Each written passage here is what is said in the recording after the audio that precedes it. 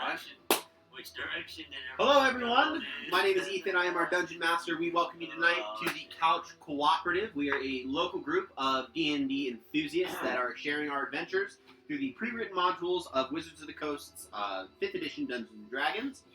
We are playing, as we have continued, our Tyranny of Dragons, Hoard of the Dragon Queen campaign. We are so excited to kind of keep going. We don't have any announcements. We are definitely in the thick of it as we left off last episode. So we are going to go ahead and just pretty much jump into things here.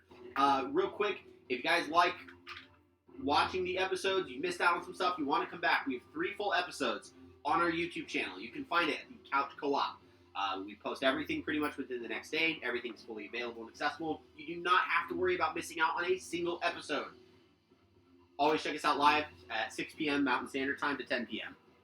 Mondays. You guys ready? Yep. Roll. Let's do it. Okay. So last we left off, our adventuring party, after successfully making it back to Greenest from their incursion into the Raiders' camp, freeing and fully rescuing Leosin or Lanthar, the half-elven monk that our Boris was actually waiting to speak with. Bringing him back to Greenest, you guys had a full kind of town council meeting involving Escobar, the Castellan of Greenest, Governor Tarbon Nighthill, as well as the head priest of the Temple of Shantae, Adian Falcon Moon, and Leosin or Lanthar. Now, pretty much what was explained is that this group seems to be a part of a larger organization, something that is dedicating its efforts to acquiring a mass amount of wealth, and they're very particular about the power of dragons. While originally it appears as if their direction was more focused on reclaiming the power of dragons from dead husks and basically bringing these dragons underneath some type of servitude, now that they're approaching living dragons, there's a lot of concern about what might be for the remainder of the world if this is to continue. So you guys were tasked voluntarily to go back to the Raiders' camp and try to learn more. Where are these Raiders going? What's their next target? Are they coming back to Greenest? What is the wealth for? Where is it going? And trying to learn out as much as possible. You guys arrived after preparing for the day, traveling back to the Raiders' camp, and finding it almost completely abandoned, except for the cavern that was at the kind of like south end of the camp that you guys had seen and known about your previous experience here. It didn't take long for you to make your way in which Arboris was able to, after you guys had taken some of the kind of uniform of the guards, you were able to go ahead and kind of continue making your way further, learning a little bit that there is someone in charge. She seems to be a human female, dressed in purple chainmail armor. She was peering over a map, but there wasn't enough room for Arboris to get in further without risking alarm, so he backed off. You guys had continued, making your way through a fungus garden before getting caught in a cavern filled with bats, awakening these creatures after noticing that there were several bats that were seemingly killed lying on the ground. As it turns out, when the bats swarmed, 10 of these bat-like creatures used the cover of this natural bat swarm in order to try and attack you. It appeared as if they were trying to latch onto your skin and attempt to start sucking blood. Vampiric bats almost, to a more fantastical degree. They were easy to kill, and you guys had basically cut through them, but remember, there's a series of guards that are now getting woken up as well, and are about to make their way. Within a very brief moment, I had asked each of you guys to write down on a piece of paper for me, out of the 3 directions that you were able to go: north, northwest, and southeast. I alone know the answers to those written statements. What I need from you guys for me before we continue is to go ahead and roll an initiative for me so that we can figure out who goes first. Alright, you see what you got? Are we adding our bonus? Yep. Yep, full initiative. I'm going first.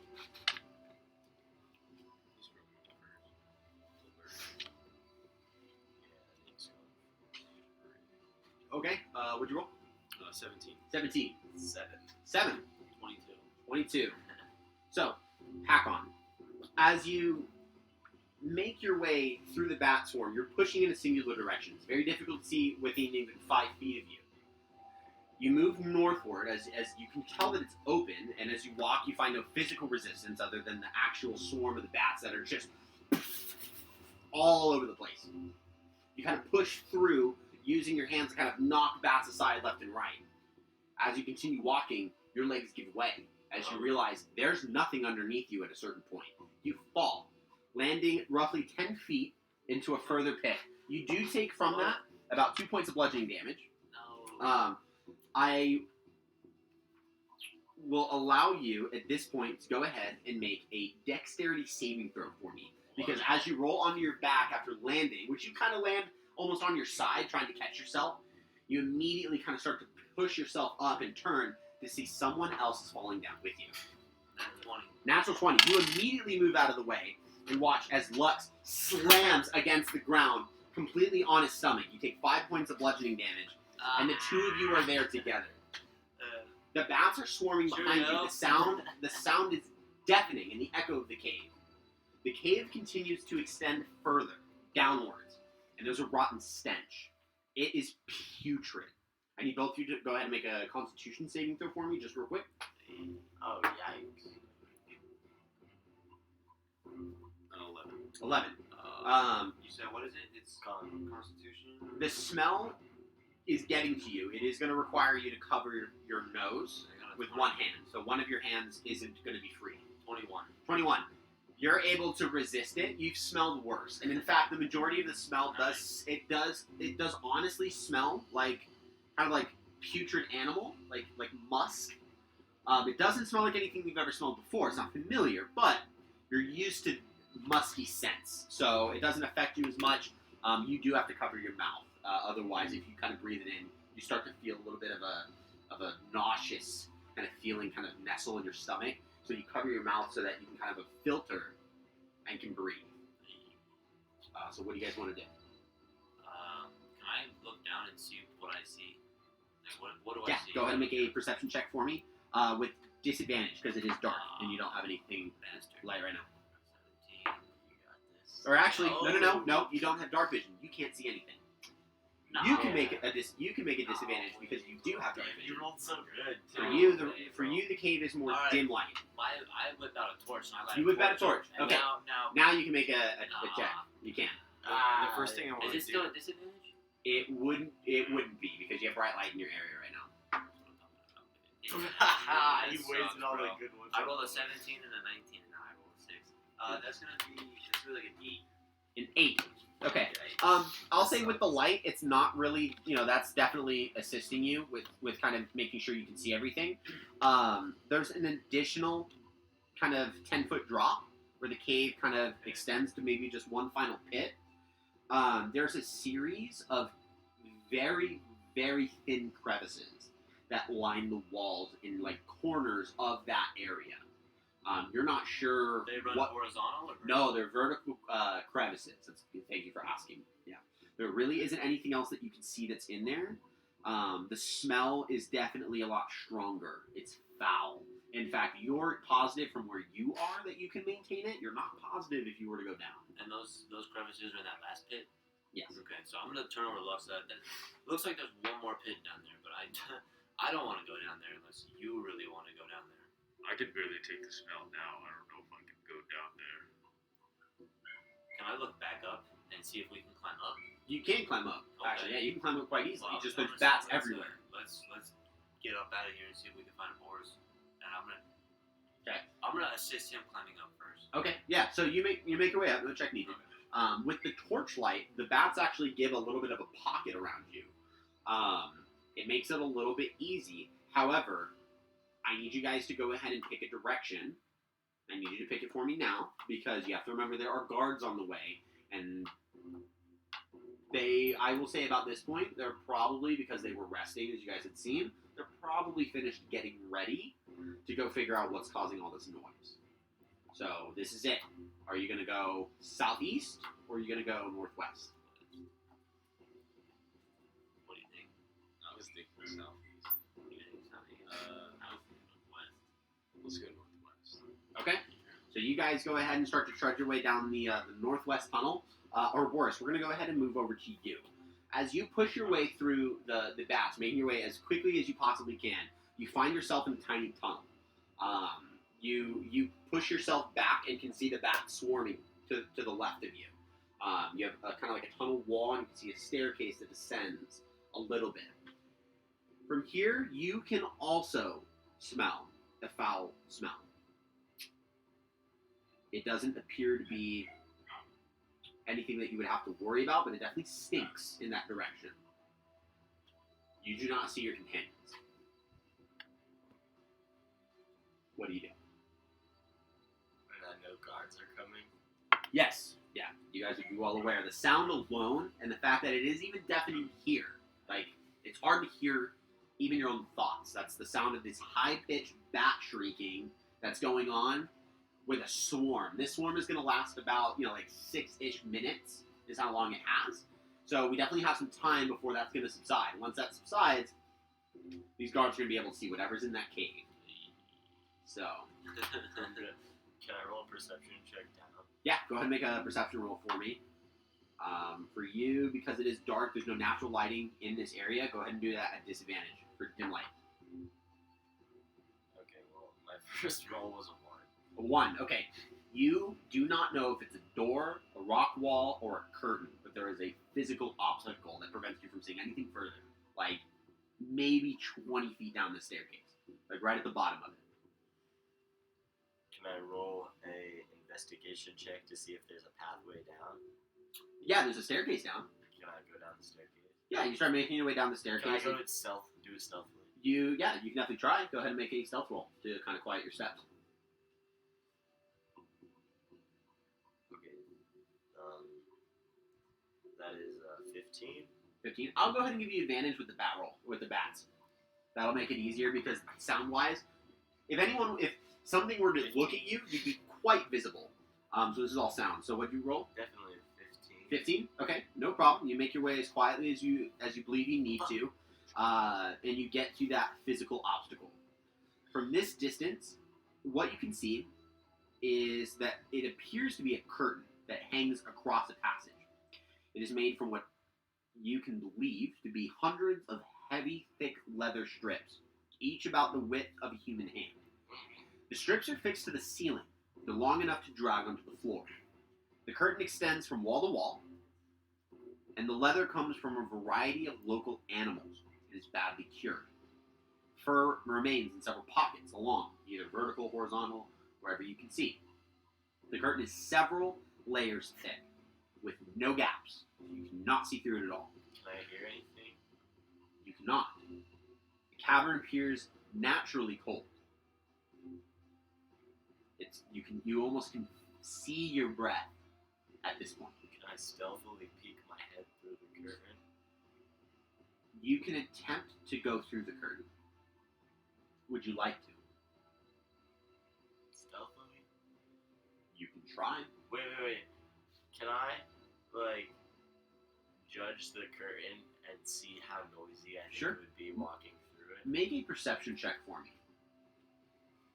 You're scaring me. Oh, fuck. I'm switching dice. It was like a 5. A 5. Yeah, it honestly just looks like a thick bundle of leather strips. Okay, I'm gonna go through. Okay, go ahead and make a dexterity saving throw for me. The fuck? A goddamn 14. 14. You succeed. Yes! You notice Struggling that today. several of these strips of leather have barbs that coat them. What the fuck is this? They start to prick against your skin, and you feel it, but nothing cuts, nothing scrapes, nothing penetrates. No blood is drawn. You are okay. You make your way through. What's on the other side? On the other side, the smell of old blood assaults your nose. The floor is covered with dried puddles of it. 4 floor-to-ceiling columns are spaced across the chamber, and chains have been strung between them like clotheslines. Animal carcasses hang on hooks from the chains. You see gutted and skinned antelope, deer, goats, and what might be big cats. Even a few small bears. Some of the meat has been here for a while, if the smell is to be reliable. Does this look like maybe this is where they were bringing the food the hunters were collecting for them? When you think of the hunters, it makes sense. Okay. That is a fair assumption. Especially because it's natural game that you're seeing. Can I roll a perception check to see if I maybe spot anything left behind from any people that were here before? You or can try. Yeah, anything absolutely. You definitely go for it. that looks out of place. Okay, that's all better. I got a 17. 17. Room is completely barren of anything valuable. It's just appearing to be a meat locker.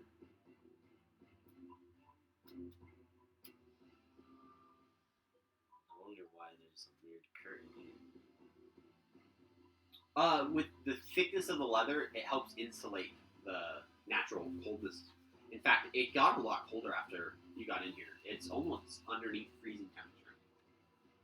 This is like a naturally colder cave, and it seems they've insulated it pretty well. I'm going to hide in here Okay. until the guards are gone. Go ahead and make a stealth roll, and do so with advantage.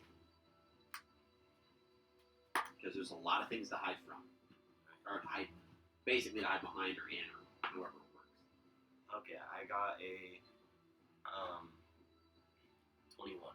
21. Are you afraid of getting in any of these animals? In my head, this makes better use out of them than feeding a bunch of criminals. You take one of the corpses of the what appears to be one of the the big cats, and you kind of lay it across the ground, and you just slip into it. It's fair.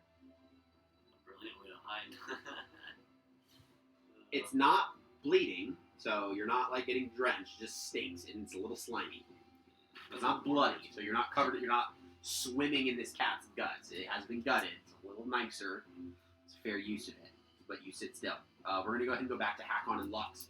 You guys make your way back through the bat swarm, pushing your way until a passage begins to open up from what you can appear, and it looks like a kind of like a ledge path. So there's a part on the right-hand side of what you can see that, alongside a natural staircase, is further down.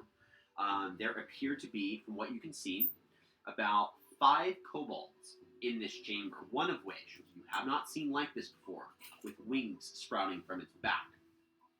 As you guys burst through, they all reactively look at you and immediately start to go for their weapons. I need you guys to go ahead and roll initiative for me. Oh, shit. I told you I wasn't dying this episode, dude. Dude, I'm feeling too good today, dude. You got Good. fucked, bro. What'd you roll, dude? 2? Man, get out of the party, dude. Man. Damn, he just kicked you out, dog. I think I have. Dude, where's the vote here, bro? I have Winged Kobold. I do not. Gotta pull out my monster manual, guys. First monster that requires the manual. Nick, let's see it. Okay. With that nat 20, you better get another nat 20. I freaking hope so, dude. I sure hope You better so. get a nat 1. Don't do it. Don't listen to the evil wizard, dude. First thing I'm doing is healing myself. You selfish bastard. Can I twin spell Cure Wounds? Oh, no, that won't work. Never mind. Yeah, you can. But I can. Yeah, Cure Wounds has a target of 1. Does it require range? No. Melee. No. It's touch. I know, but Twin Spell requires it to have a target of 1. Cure Wounds has a target of 1. So I could. Read up on Twin Spell before I say yes to that question, because I would just want to make sure that Twin Spell doesn't require it to have range. If it doesn't, there is no reason why you can't. Okay, so let's go ahead and do this for me real quick. Hakon, what'd you roll for your initiative? 27. 27. Nice. And Lux, what'd you roll? 5. Okay. That's fair. That'll work.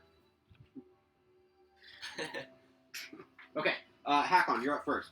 You better There are 4 kobolds, one of which has wings. I'm gonna rage, and then I'm gonna throw a hand axe at the one that has wings. You're going to throw a hand axe at one of the wings. Okay, go ahead. Yeet. Oh, really good. That's alright. That's gonna be a 12 to hit. That just misses. Yeah. You hurl this hand axe, and as it basically flies towards this kobold, he picks himself up with his wings, and it just goes right underneath into the ground. He drops himself back down. Bummer, dude. Okay. That's your turn? My turn. Okay, the 4 kobolds are up. They are going to go ahead and pull out their slings. You each are going to get 2 sling attacks before they move in. One's a natural 1, so he's actually going to re-roll and see if he hits the kobold in front of him, which he does. Nice. He does hit the kobold in front of him. I'll take it, dude. That's awesome. Do they get into a fight? No. The next one is going to be a 21 to hit. Ow. You're going to take 3 points of bludgeoning damage that you have to 2. Yeah. You watch as the first one, actually, no. I don't want to roll this. I already rolled the damage, so we're going to say it's fine. One of the ones that you see is getting ready to pull out a rock and twirl it towards you, gets this massive rock just clunked against the back of his head, and he drops straight to the ground. You see the kobold behind him go, ah! And you guys can immediately go, What happened? what? Before another rock immediately flies and kind of hits you against the torso. It hurts. It's a rock. It hurts. We have 1 attack going at you as a result of that natural 1. It's going to be a 19 to hit. 19 hits. It's going to be 5 points of bludgeoning damage. You also stopped paying attention for a moment. And the winged kobold's going to go next. Oh, no. He is going to go ahead and fly 30 feet. Damn. Oh, it's And he's running. going to get right above you. Oh, hell. And he's going to attempt to drop a rock that you see he grabs. He's going to drop it right on you. Oh, hell no. What? That's going to be 16 to hit. Oh, dude, yeah, that hit it. Okay. And you are going to take 7 points of bludgeoning damage that you have to 4. And that is the kobold's turn. The 3 kobolds will use their movement on this round to just move up to you. So you have 2 that are on you. They have their daggers drawn. You have 1 against you. Technically, you have 3 with the one that's above you. So, Lux, it is now your turn. I'm gonna cure wounds myself. Okay? Go ahead and throw yourself a Cure Wounds as you grab your wand and immediately you kind of like tap onto the palm of your hand. It begins to glow with this almost like celestial flame that you just hold onto one of the scrapes and nicks that you have and watch as that energy kind of pulsates across your torso.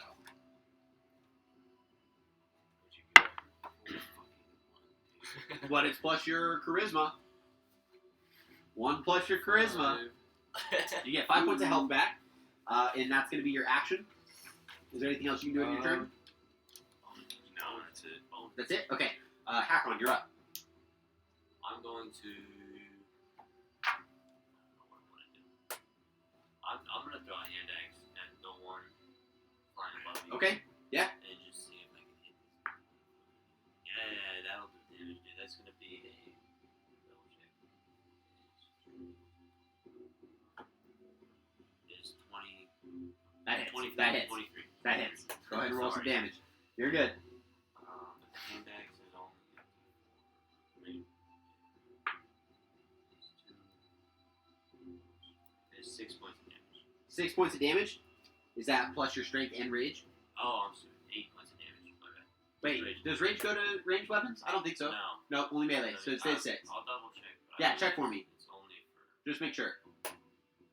Because if it does, when you we're make on a the melee- cusp of a number Yeah, here. when you make a melee weapon. Okay, so 6 points of damage. So, six. as this rock gets dropped on your head and it clunks, it hurts. But granted, you are so far into this like primal fury, which by the way, you notice since he is raged that from the ground at this point, you Yeah, watch yeah. as these almost celestial spirits begin to rise around him. There's 3, and they're very unique. One of which looks as if it kind of sprouts from his back, and they're all human. This one's a male, and the biggest thing that kind of is indicative of any form of focus for this spirit, has a large forging hammer that he wields like a weapon. They're fur cloaked. They're completely like tribal in appearance, with like bone clasps like along the arms, where from like maybe things that they've killed. The other one, the bigger one that kind of sprouts out from the ground, has this massive two-handed blade, and he's got this bear pelt that wraps around him that kind of opens over the top. No jaw, but kind of has the top jaw kind of over to above. He's a hulking monster. And he's all hunched over. He's got his blade, and what you would imagine is that you would hear sounds of him breathing so heavily, with how you can see the body rise. The third is female. You can tell, very slender form, very kind of, I would say, reserved from what you can see. But she also appears to be some form of a huntress. She has a bow. She's got an arrow kind of knocked, and she's just aiming it. And at this point, what you can tell is that they are kind of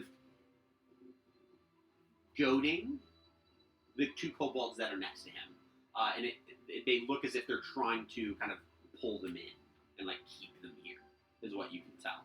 So you haven't seen anything else yet, but that's kind of what it appears. When he strikes at the kobold above him, you watch all of their heads look up, as if they're focused on the one that he's attacking. That is your turn. How many are next to him?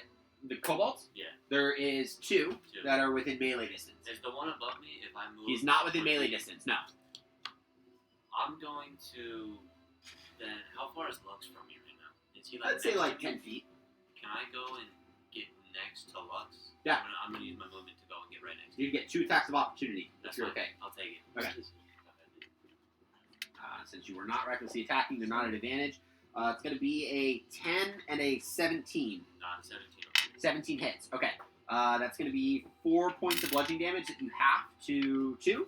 And as he backs up against you, putting his back to you, you watch as the warriors move with him and almost shield themselves around you and him.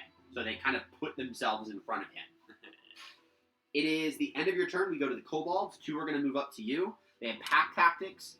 And this is their... They technically should have had it on their opportunity attacks, but that's my fault, so I'm not going to go back and reroll. One hit you anyway, so it is what it is. So you're going to get 2 attacks against you. None are technically against you, so yours is just a flat roll. Yeah. So the first one's going to be a 16 to hit, followed by another 16 to hit. Okay, so you're going to take 3 plus 4, so 7 points of piercing damage total, which you are going to go ahead and be able... well, technically you have to do it per hit. So the first one was 3, so you have that to 2. Second was 4, you also have to 2. You take 4 points of damage. And then the attack against you is an 11. No, that misses. Okay, that is those kobolds. We go to the winged kobold. He does not have a rock, so he is going to go ahead and fly next to you. He also has pack tactics. So you're going to get a dagger. That's going to be a 13. No. 13 doesn't hit. Okay, so he kind of flies around you. And quick question. For your ancestral guardians, can you go ahead and just let me know if it's the creature that you attack that has disadvantage against you? The creature that I attack has disadvantage against everyone except for me. Okay, so he would have disadvantage on this roll. Yeah. See if he critically failed, he rolled a 17, so the attack still misses. As this kobold flies overhead, you actually watch as the warrior with the blade brings his blade up, and it kind of harries his pathway. He kind of swerves around it, and you can see the one with the hammer brings his hammer up, same thing, and he kind of moves over it. And it seems as if they're trying to make it difficult for this kobold to get to you. He does still swing without any kind of, like, difficulty, but because you're watching this happen, you easily move out of the way, and it kind of slices right overhead. That's going to be the winged kobold's turn. You are up next.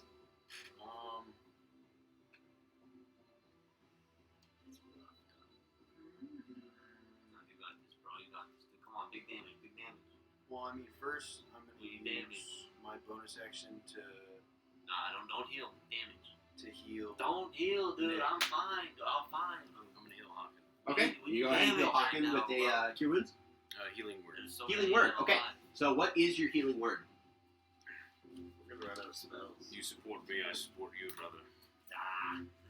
Thank you, dude. What a word. That's a very big word. Spoken word. Hacking could never say a word that big.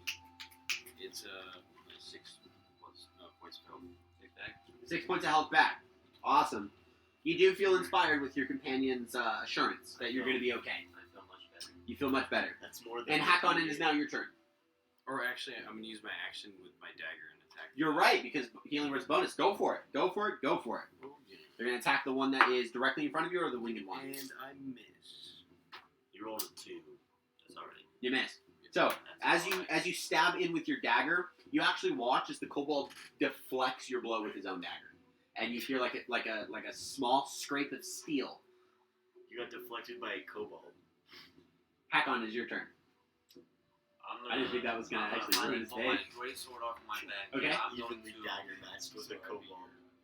I'm gonna attack the closest one to me with my Okay. great sword. Not recklessly, just a Go normal, for it. Yeah. normal little ragey boy. Yikes. That's gonna be. You do. Wait, no reckless? Nah, it wasn't reckless. It's only gonna be a 6. It's only gonna be a 9 to hit. A 9 to hit. 9 misses. In the amount of time it takes you to grab this massive blade and slam it down on the kobold that is in front of you, he actually moves out of the way and it slams into the ground. That's going to be your action. We're both wishing, dude. Yeah. I don't. Punch I him. don't have a bonus action. Punch him. Right. You can't punch with a bonus You action. can't punch with a bonus action? He's using a two-handed weapon. Damn. How's he gonna? Okay, so we're going to go back to the kobold. You got 2 attacks at advantage. You have 1 that's normal. First one against you, Hakon, is an 18, followed by a 21. At advantage. Wait, no, is it pack tactics? Pack tactics. Oh, okay. Yeah, so because the 2 are fighting next to each other, Oh, one can strap, kind of scrape at your leg, and the other one's going for the rib. So you take 6 points on the first, you have to 3, 4 on the second, you have to 2. Take total 5 points of damage. Yeah, you technically, now that there's a winged kobold near you, yours is actually an advantage too. Can I play a goblin and get pack tactics? I actually don't think goblins get pack tactics. I think that's why, technically, because goblins are low-level creatures, that they're technically weaker than kobolds because of pack tactics. Yeah, I don't have pack tactics. Can we play a bunch of druids turn into wolves? And get pack 14 tactics? and a 23. 23 hits. I'm Okay. gonna shield the 14. No, it's the same attack. It's You the only same work. attack. Yeah, because there's advantage. So you're going to take, it's going to be 4 points of piercing damage. Yikes. Because of the one that's on top, the winged one, it was in your way. You were focused on getting out of its attack. The other one is able to actually, after it deflected you, it just stabs you right in the knee. Or like by the knee, kind of like in the thigh area, and just stabs in deep and then pulls the blade out. You kind of buckle down for a second. It's the winged kobold's turn. He's still going for you. Oh wait, how much damage was it? 4. And that's going to be a 14 to Yo, hit. are you okay, dude? You're a caster. You can deflect that one. This one's a 14 to hit if you want to use your shield. I'm gonna shield that. Okay, as the other one drops down, and you see, what you feel is happening is that he drops his wings and he's actually trying to plunge in, and you kind of, you get the idea that that's about to happen, so you immediately use your wand and conjure up this arcane deflection barrier and just pulse it outwards, and you can hear him slam against it as he howls in like some form of just like discomfort. That's going to be its turn, so Lux, we go to you. I'm gonna use guiding bolt and then I'm gonna twin it. Okay. And I'm gonna hit the flying one and the guy in front of me. Okay. Because you're in melee range, that would be at disadvantage for both. No, you got this, bro. Wait. We can clear the playing field.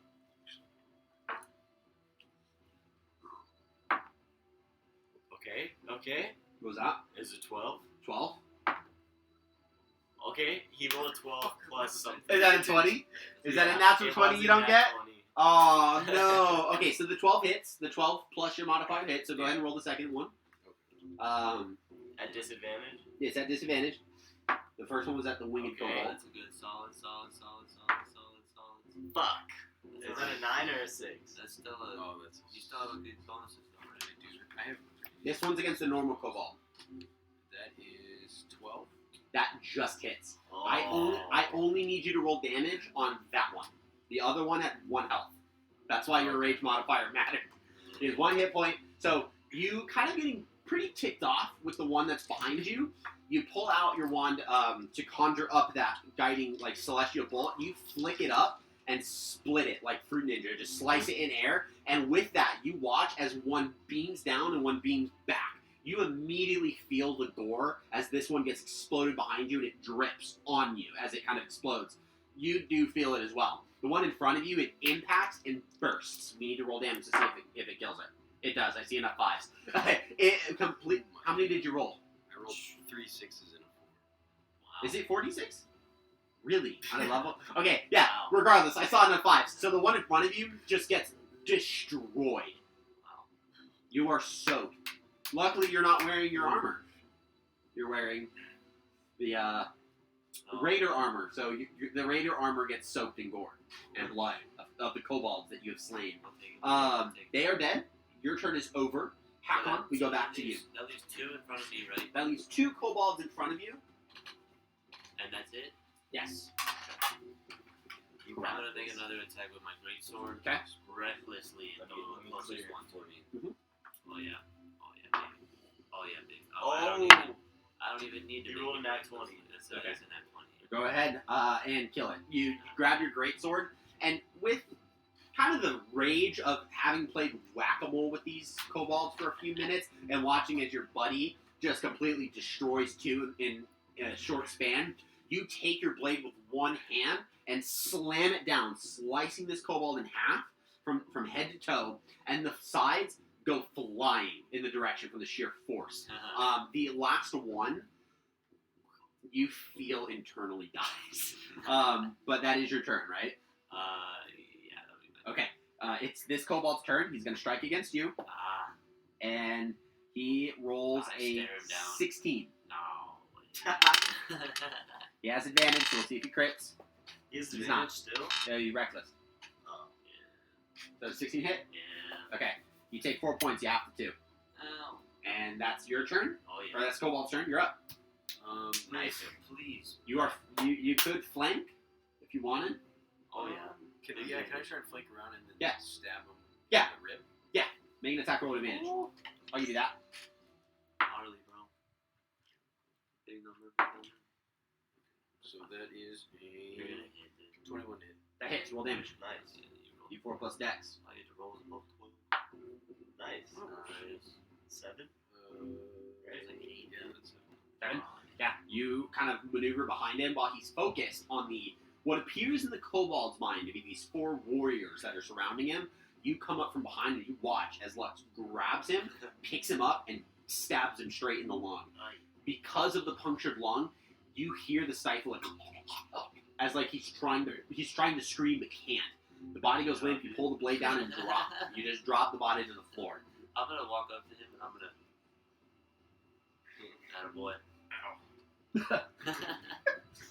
Attaboy. You take a brief moment to kind of look. There is a staircase that appears to be going. It is an ascending staircase on kind of the western edge of the cavern that is on your level. There is still that descending staircase that goes down to whatever this pit has to offer. Can I look around? There's no one else alive around us. Not that you can see. Can I let out like the loudest Dude. freaking arborist that I can? Like, You can try, but I will say because we haven't fully been in what I would say is in-game 6 minutes yet, that the bat screeching is still echoing so loud that you Okay. wouldn't be able to get it out, let alone know if it would be heard. so I'm gonna. In fact, the only reason why you believe no one's come to the defense of these kobolds is because you of have that. the protection of the bats. Okay. Of cover. So is the stairs the only way we can go?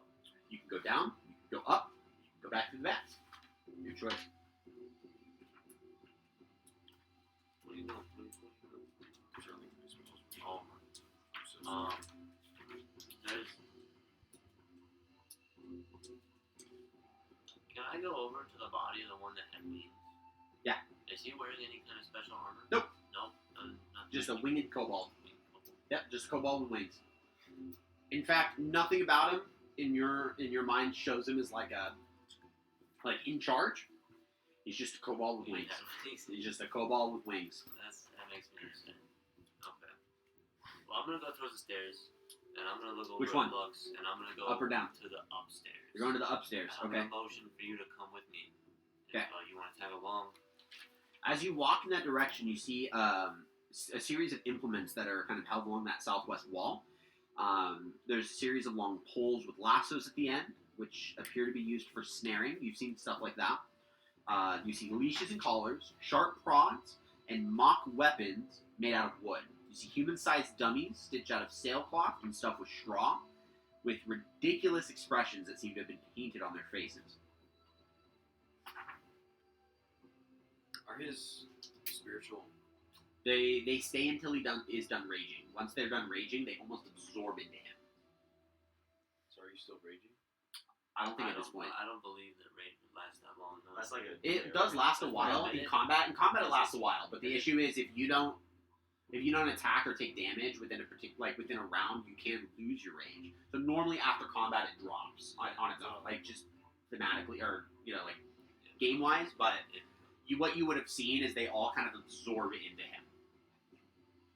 And as that happens, the tattoos that run along his body emit a faint glow before it just recedes back to what you see. We'll say they came back into my body at the base of the stairs before we started going. Yeah. They don't make a sound. Hell yeah. Okay. So you guys go up the staircase? Yeah. Okay. Moving your way up,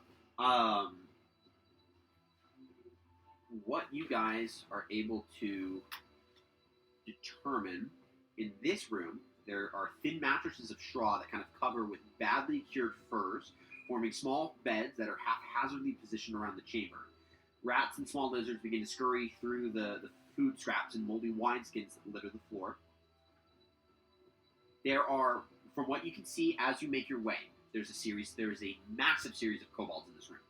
What appear to be 12 that you can tell. They look as if they're not on edge, despite the bats going off. They're not alert at all, and they have not noticed you. I need you both to make a stealth roll, because now, seeing them, you would want to make sure that they don't see you. Oh,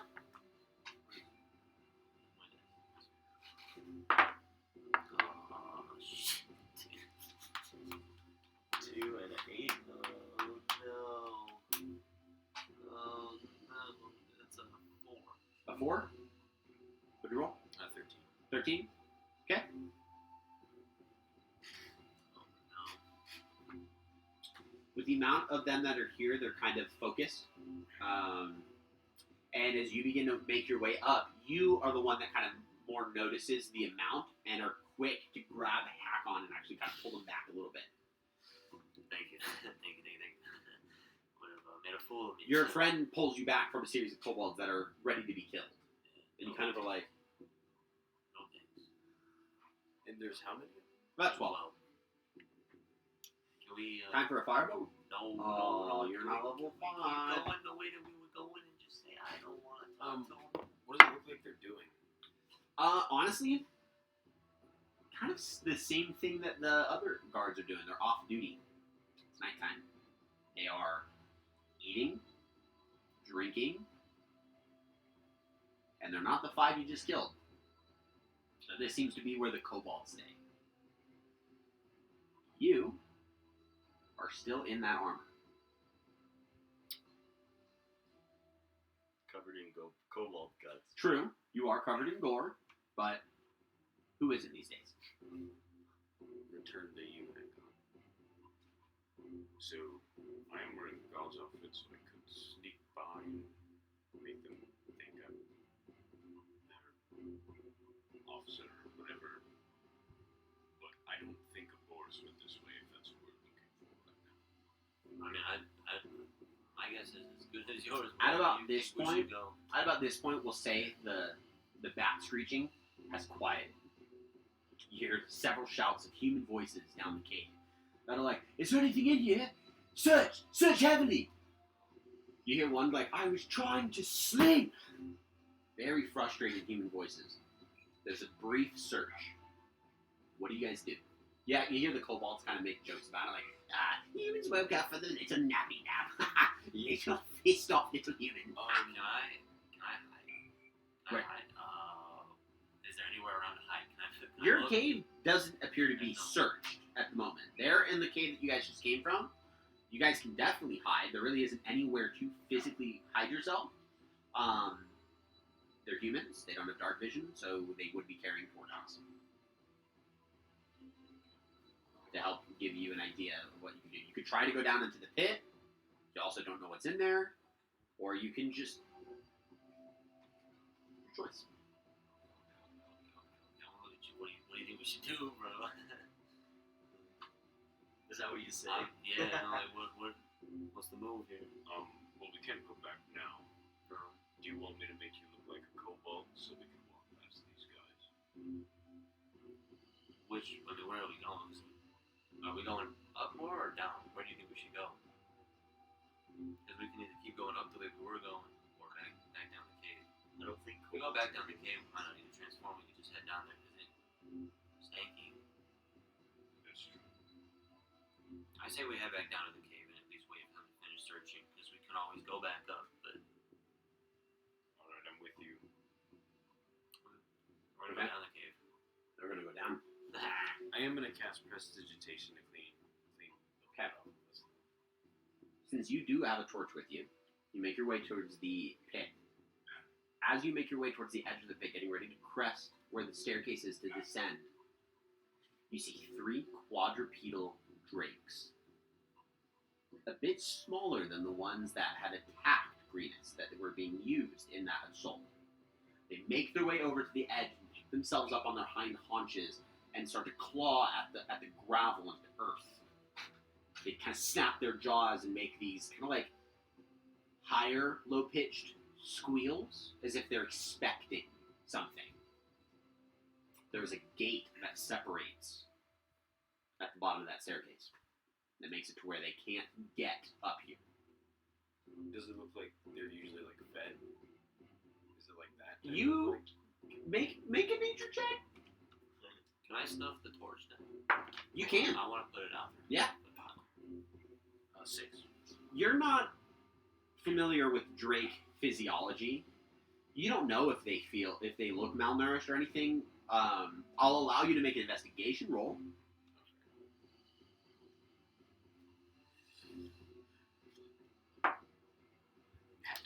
Nat 20. This appears to be a training pit for drakes. You look back at the implementation of tools. Appears as if they use some of the actual like snare poles with the lassos on them to kind of hold on to them and maybe guide them from an area at a distance so they don't get hurt. And then the dummies are used to train them to attack. So this is where they're trained before they are used. What was it? A natural 20 specifically? A question crests your mind. If this is where they train the young drakes, where are they born and why are they brought here?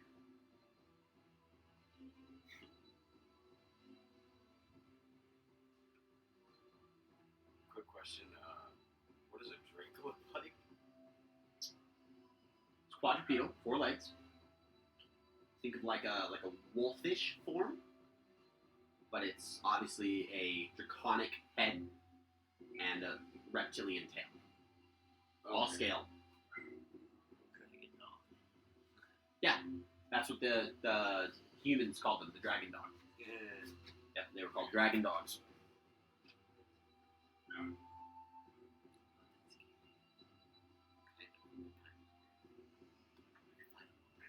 We both see them, right? You don't. You're not blind. Because you snuffed your torch. As he snuffs the torch, you kind of lose sight of them a little bit. But you can still see them when they're, because they kind of perch up. A little difficult. You see those things? Did I see them before just a little bit? Yeah. I saw them just a little bit, so I put the torch out. It looks like this is their training ground where they train. Do you think they would try to attack us if we tried to make our way through there? Or? Probably not me, because of the outfit.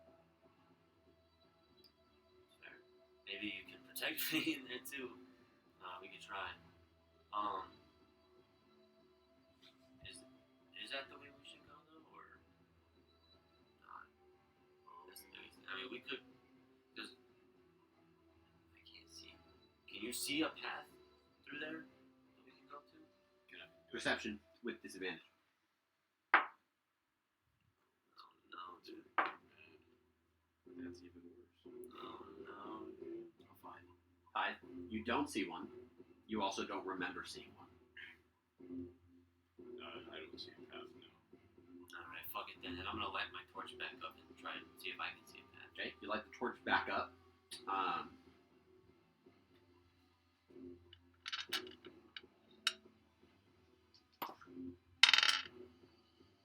Okay. No, dude. You light the torch back up, and it turns where the light turns into dim light for you. That's what would be what your dark vision sees as bright light. But immediately you can see fine, and even past that you can see perfectly fine. There's no pathway. This is literally a pit that they leave these drakes in. So you guys have to come up with a decision. What are you gonna do? I say we let the drakes out and see what happens. That's a really good idea, actually. I'm with you for that. Where do we go, though? Because I don't want them to end up attacking us. Well, I figure we still need to find a Boris, so we go everywhere we haven't been yet. Well, honestly, I assume Boris is fine. He's one slick motherfucker to catch. So we should really have a problem hiding. I assume they're searching everywhere. So maybe we just try to get them out of them. I don't know. Where should we go to hide? Can I look around the room to see if there's a... There really isn't anywhere to hide. We're gonna have to find The a only way risk that you would have somewhere is on the way if you back let up. these drakes out, you don't know where they are in their training. You don't know how aggressive they are. So you could let them out. And they might not do anything. They might. They also might try to maul you. There's a lot of potential in that plan. I also don't want you dying if you make a mistake. So if you want to do that, let's go for it. Let's figure that out. Can I, because it's a gate, right, that would keep them from coming in? Crude gate. It's a crude gate? It Yeah. doesn't look Like, like like wooden planks. Would it hold them if they tried to It press holds up them against currently. it? I don't like the way you worded that. Okay. I could definitely open the gate from a distance, but they could still probably outrun us. Go ahead and get to a safe distance. I'm gonna clang the pots and pans and see how they react. It might draw the guards though too, so get somewhere where you're ready to run. I want to get within, like, where I can run, but I want to be 30 feet away from the gate, so I can open it with Mage Hand. Right. Okay. You open the gate with Mage Hand. You watch as... Whoa, we're just getting set up. Good setup. Because I want to stand like 10 feet away from the gate, and I want to pull out the pots and pans and just I didn't realize that I had struck such a fear in their hearts. clang. They were terrifying. Yeah, I watched both players go, no. Okay. You don't open the gate just yet. These dragons Okay, so you're are getting terrifying. ready to open the gate. So at your trigger, that gate opens. So What else are we doing? I want to stand like 10 feet away from the gate, and before he opens it with Mage Hand, I want to pull out the pots and pans and clang them and just see how they react. They rush their way. Over to the Cling, cling, cling. And they start. They rush their way over to the gate and kind of push themselves Okay. up on it as they're trying to get over. They can't because the gate's high enough for these drakes where they can't get over, but it's definitely drawing their focus I'm over gonna there. start moving towards him, and then I'm gonna look at you and say, we should. Where is the pit that had the crevices in the wall? Do I know? do I remember Not that? here. You don't really Do remember I where. remember how At we about get this there? point, you hear several voices go, "Hey, I heard sounds over here! Everyone!" And you start to hear footsteps. Open the gate. Open the gate. Open the gate. Open the gate. Open it. Okay, you open the gate and you watch as it kind of Start running. begins to Start running. open. Run. I These start running. drakes I pull him. push and we it start onto the ground running, dude, and run. begin running their way up to the top of the stairwell. As that happens, you guys are just in like the half wall Oh my god. where it begins to bend, and you see about 6 of these armed guards make their way from that other hallway.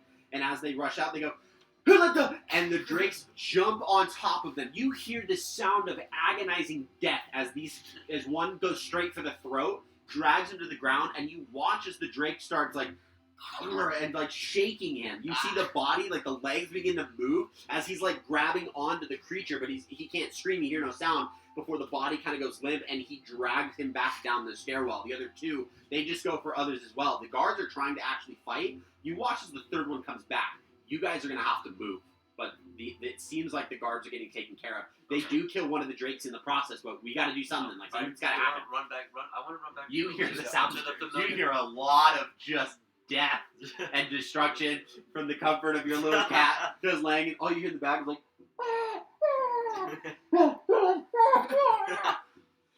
Can we go, And you're like, what did he do? Well, we went down. can we go back down the stairs and then go down farther? Well, it doesn't sound like my friends. Fuck.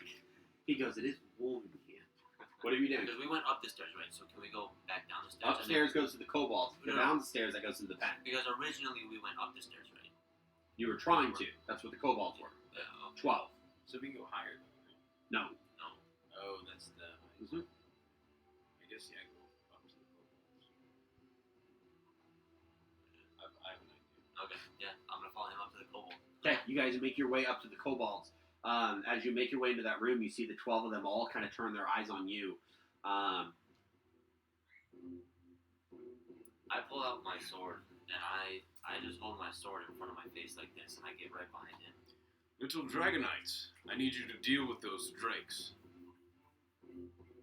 You see one pushes his way through.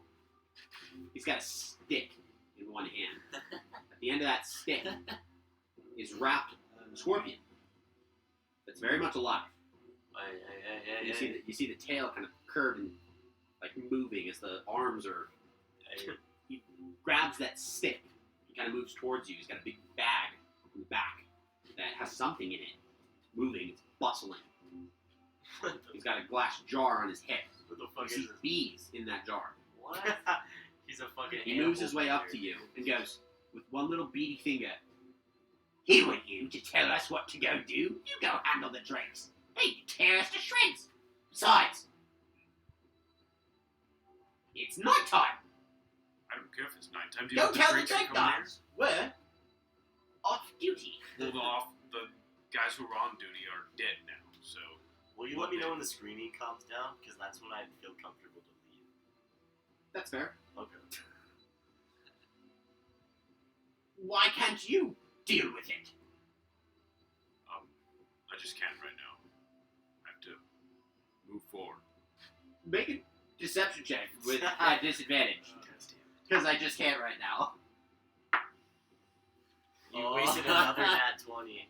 What'd you roll? That is. I mean, it's a good roll. You know the nat 20. Oh wait, but disadvantage is 17. That's 17. You totally can right now. You're totally talking to me. I'm so tired of you stupid kobolds questioning me on everything. Just do what I ask. Go ahead and make an intimidation roll. Dude, you're going all over the place right now, Couture, bro. That's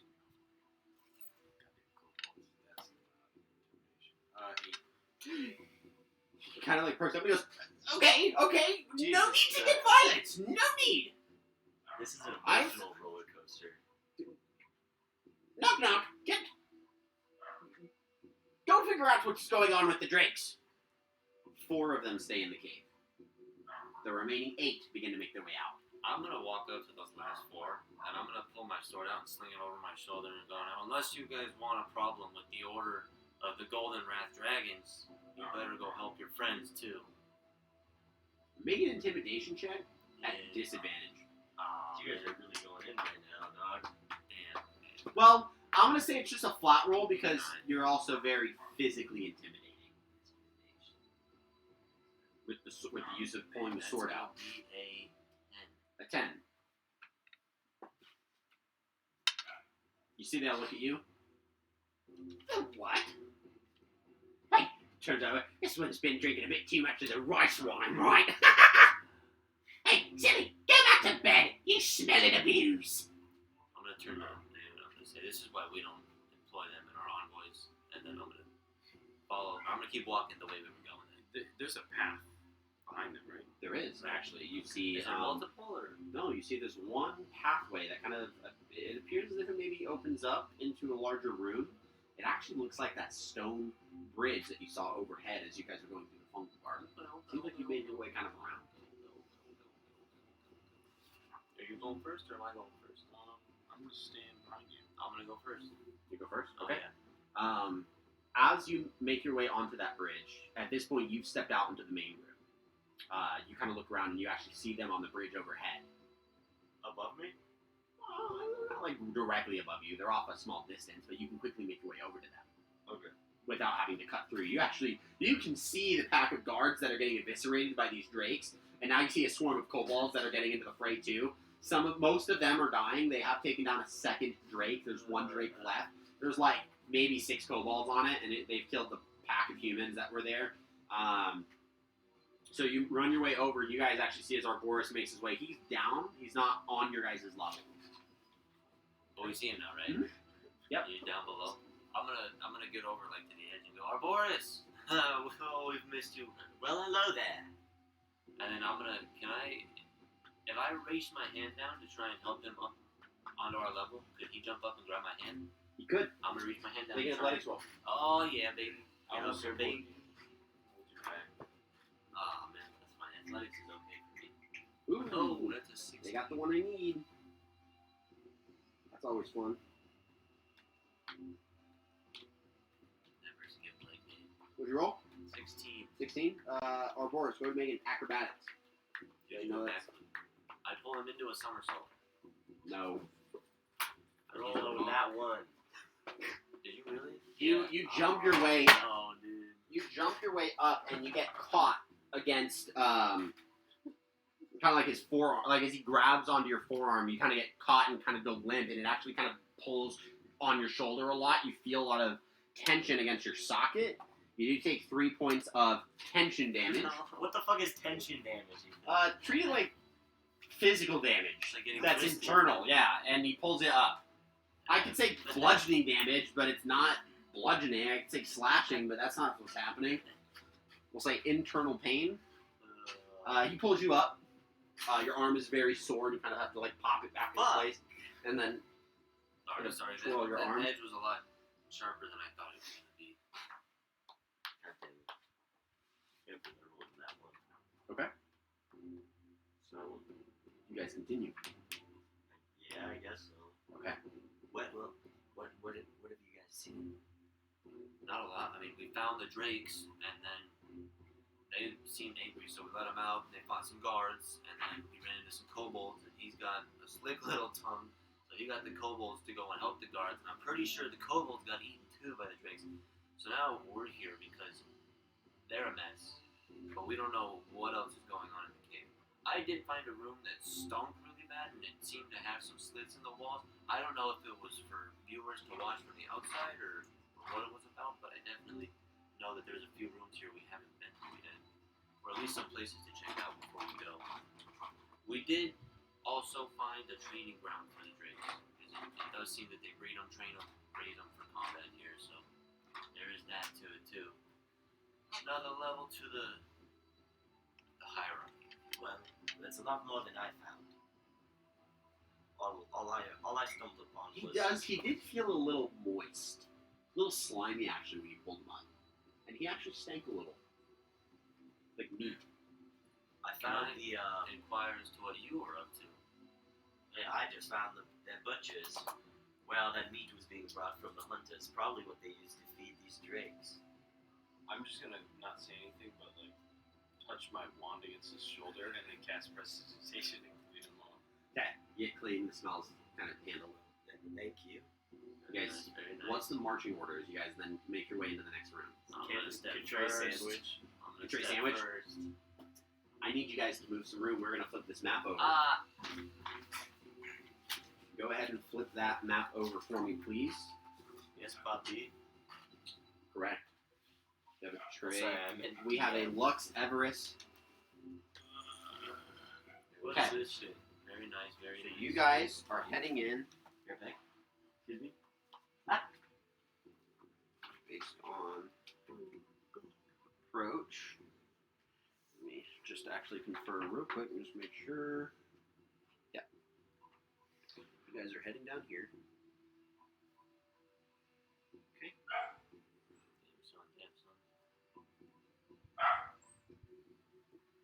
Okay. As you guys make your way into this room, you see standing by a massive stone pillar which has intricate designs and carvings around it, which you don't have a lot of time to focus. In his ornate armor, you see standing before you, Cyanrath. The massive half-dragon turns. The blue scales begin to kind of like scrape against his armor as he moves. His massive greatsword pulls as he unsheaths it and puts it into the ground. I want that. He looks at the three of you and goes, "So you all survived. I don't know whether to be disappointed or pleased. It makes it both, I think." You see two humans stand on either side of him, kind of a little bit off in the distance. You can see they both kind of look towards each other. They're a lot different than the remainder. They do have some leather armor that they kind of wrapped around them, not really enough. They, from what you can see, have painting, facial painting, blackened face, with scaled design across there. From what you can see, the hide armor that they're wearing, which is the majority of like their leathers, look scaled in hide. They each pull a great axe from against their back, and you can see they both look towards each other, and they begin to their face begins to kind of just get angry. A great axe? A great axe. Jesus. I need the three of you to go ahead and roll initiative for me. We're fucked, guys. Okay, hold off on telling me what you rolled.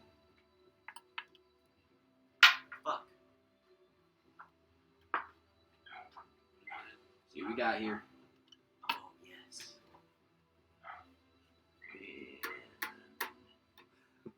They actually have to reroll, that's funny.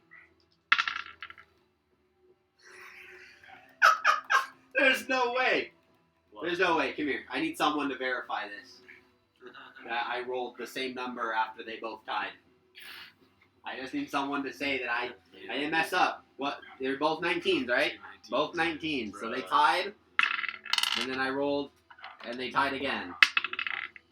Okay. We're good. Pac-Man, what'd you roll? 23. 24. And Lux. 9. Yes. Okay. 24, 23, 9. Hack on. You're on deck. Or of course, go up. You're up first. Okay, I'm gonna wiggle back a tray. Okay. It's like 5, 10. Do you allow him to go through? It is contingent upon your consent. And this Otherwise, is hack it's on? No. That is Cyanrath. Or sorry. That is the blue dragon. My mouth, that is the blue half dragon no, that you I have knew, faced in combat. I knew that. I meant to say something completely Yeah, different. that is the half dragon that had nearly killed you. Yes, I remember him well. Okay. That is Cyanrath. Mm-hmm. So I'm gonna look at Cyanrath. I'm going You kind of squirm your way through and see him and make eye contact. You see he's very pleased when he sees you. I'm gonna pull out my rapier. I'm gonna say, "It seems you can't squish me that easily, can you?" And then I'm gonna run at him. As you're running towards him, he pulls the greatsword out of the ground and goes, "I'm gonna kill you again!" Go ahead, you run at him. Go ahead, use the rest of your movement. And then I'm going to go and throw. Actually, I'm going to I'm going to punch him, and then and then should I need to say that I want to use my Fury of Blows right now. Technically not right now. Okay. You can decide it after you've used the attack action. Okay. It's not contingent. His is contingent before he makes the roll. Okay. So some of them are different, but yeah. So you go ahead and make your attack roll. Fuck.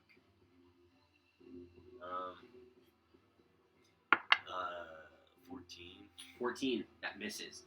You punch straight at him, and he brings the blade up. He didn't completely reverse it. He grabs it by the hilt, pulls it out, and puts it in front of him, and you punch straight iron as you punch the flat of his blade. You're still I'm up. gonna go in for a flurry of blows. Okay, go ahead and make 2 more attacks.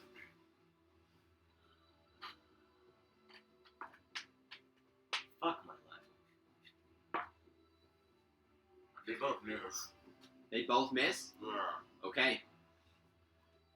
You punch twice in quick succession. You watch as he deflects them with the flat of the blade, moving the blade around to deflect each of your attacks. You're just punching iron at this point. And as you're done, you watch as he grabs the blade, flips his grip on the handle, and he's going to get ready then when it gets to his turn to strike at you. That's But so it is not his embarrassing. turn. Hakon, you're up. I'm gonna go 5, 10, 15, 20, 25. Do I get anything for flanking or anything like that? Not right there. If you get on the opposite side. 25, 30, baby. You can. You That, can go- you are so now what do I- flanking. So what do I get now? You have advantage on attack rolls. Oh, So that's gnarly. you use the opportunity as you actually see it as you're striking at him. I'll come It around gives him full movement to take his Can I- greatsword, can run I- around, and as he gets around, he actually brings it and tries to actually just go midsection, just completely bisect him. I'm like an angry kid punching their dad because they made him That's upset. gonna be a Just fucking 22 puts it to in. hit. 22, was that an advantage? Oh, that was actually only the first roll. My bad. Same roll. 22. Okay. All right, 22, that hits. Go ahead and roll some damage. 3 plus 3 is 6 plus my strength 4 is 10. 10 points of Did you damage. rage? Did you I rage? meant to rage. I mean, yeah.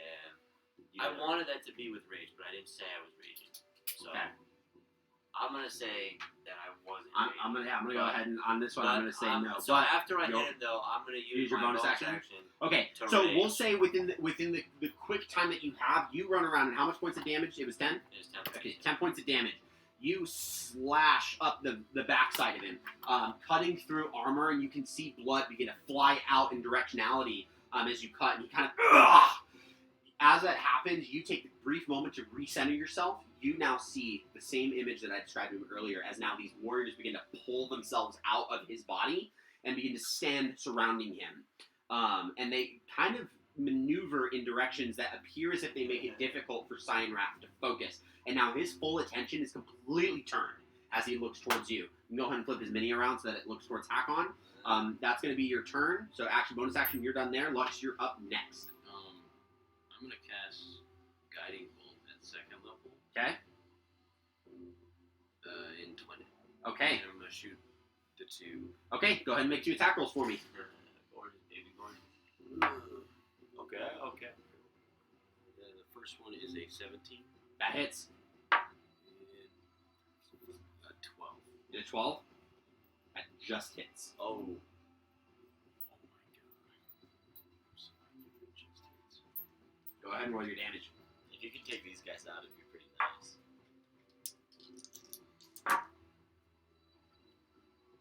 That is. My metal. Two my separate metal two are- separate points of damage, by the way. You Yeah. have to roll twice in the second one. So what's the first one? The first one is. That's so much damage for level 3, dude. Level 2. Or level 2. Well, level 2 spell, level 3 character, you're right. Oh shit. But even then he's casting it at So level the 2. first one's 20. Wait, so level 1 that's 4d6? Jesus Yeah. Christ. And now the next attack against either one of them is at advantage. Jesus Christ. Mm-hmm. And then 13 is the. 13. If you don't kill him already, fuck, dude. Nope. You send these. You do something that, you're familiar with this. You pull this guiding bolt out and you flick it upwards, slice it, and send it.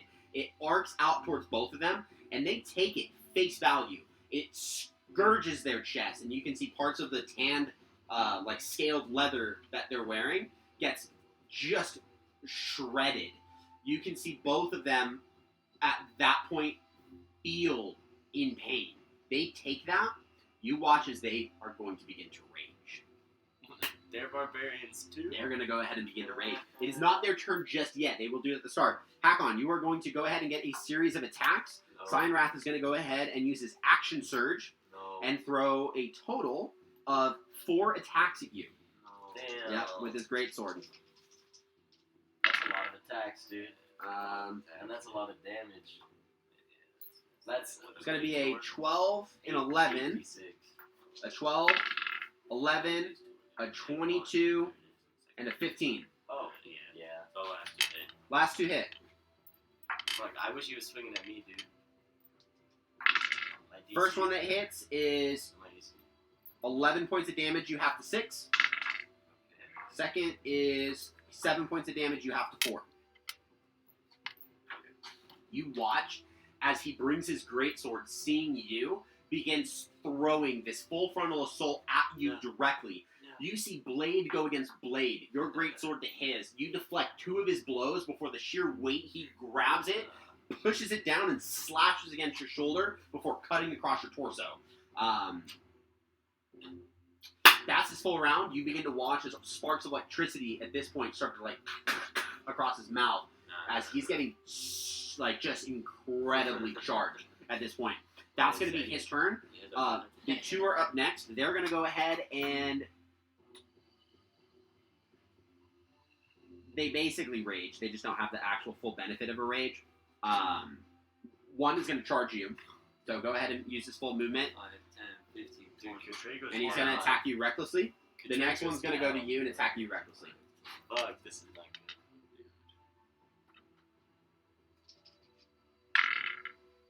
That's going to be Do you a shield still? 22 to hit. I can't shield that. You can't shield that. I just take that. Okay. That is 11 points of slashing damage. Oh, no. Lux goes down. And Lux goes down.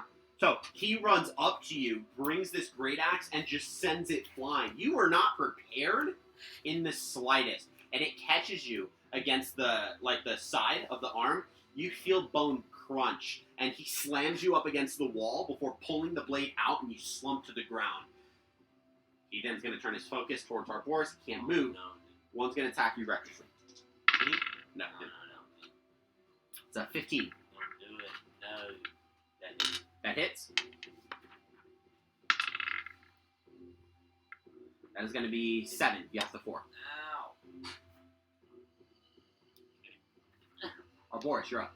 I'm gonna go in for a stab with my rapier. Yeah, go ahead and make an attack. You have advantage because you're flanking. Okay, that was an 8. Fuck my. Okay, that was a 9. Great. A 16. 16? Yeah. That just misses. As you scrape against the armor of the split mail. Okay, and then I'm gonna use Fury of Blows again. Go for it. Make 2 more attacks, both at advantage. It- Attack on your own deck. Lux, go ahead and roll a death save for me. Real quick. Bro, could this dice roll any fucking better? Dude. I'm...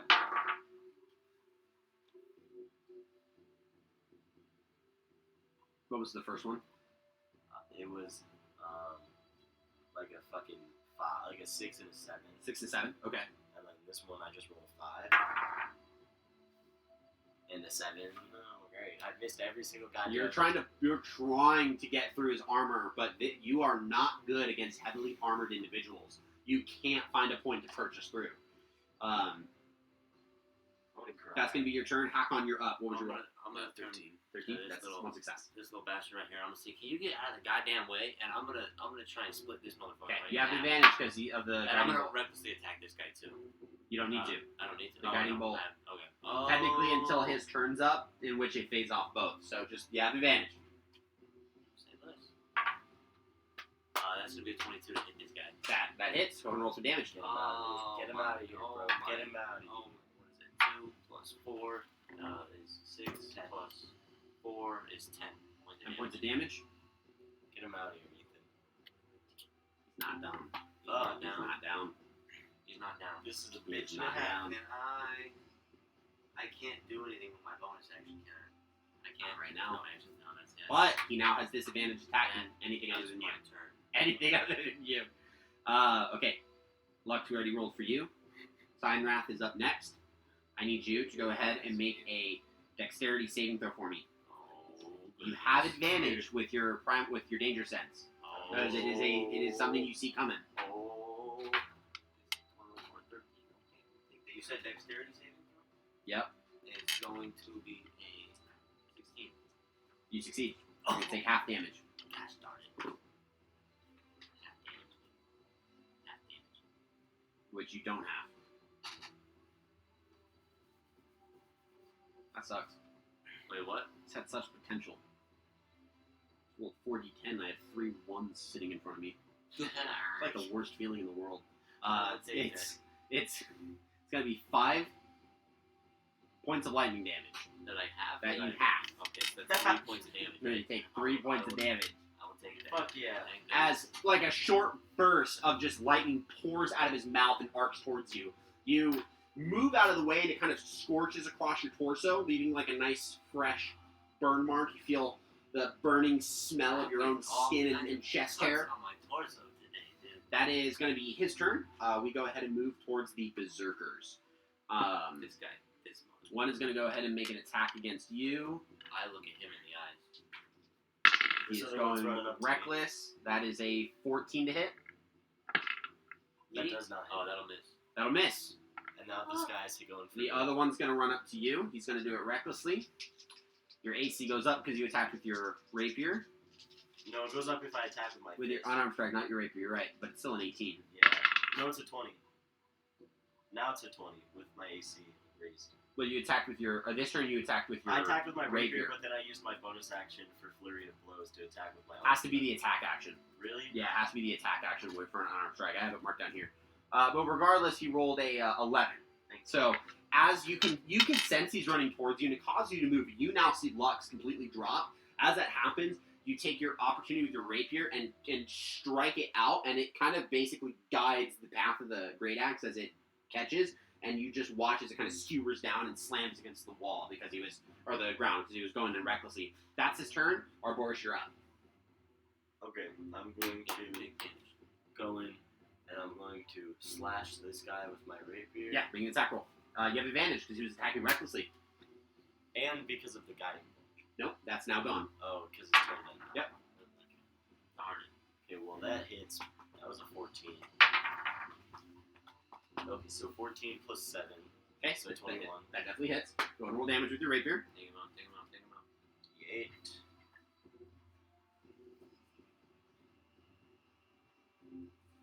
Fuck. No. Alright, I'll worry about that later. I'll try to get it actually. It's a little bit more on my side.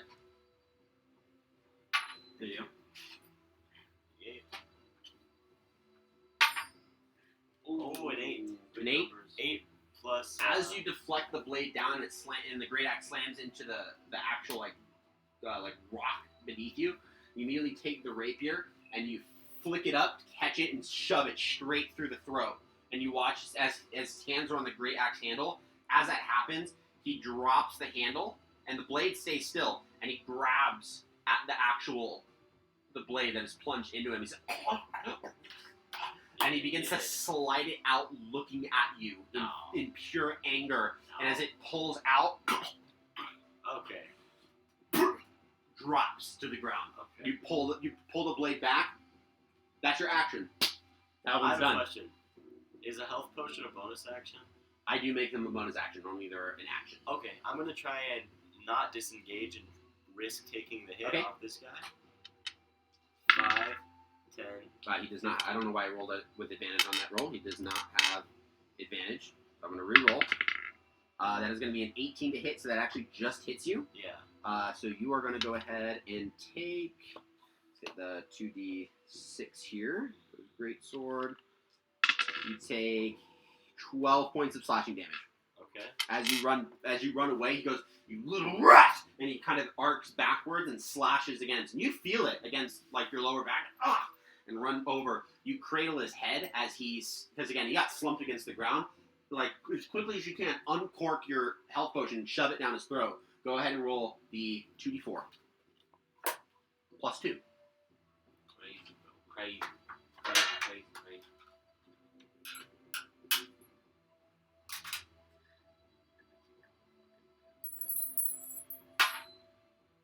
4 and so 6 plus 2, so 8. 8 points of health as you're back. You feel the thick liquid of the health potion begin to kind of dribble down your throat. And it takes everything for you to not like wake up, basically drowning as you and you can see as he's like you turn and you can see the dead berserker at his feet. You can see the combat that is happening. I'll go ahead and give you an inspiration point. So you have one inspiration roll that you can have for that because it was a very successful saving of your buddy there. So that's one reroll on any roll of your choice, except for damage. What we'll go ahead and do now that it is no longer your turn, Hakon, you're up. You got one on your right. You got one right in front of you. I'm going to.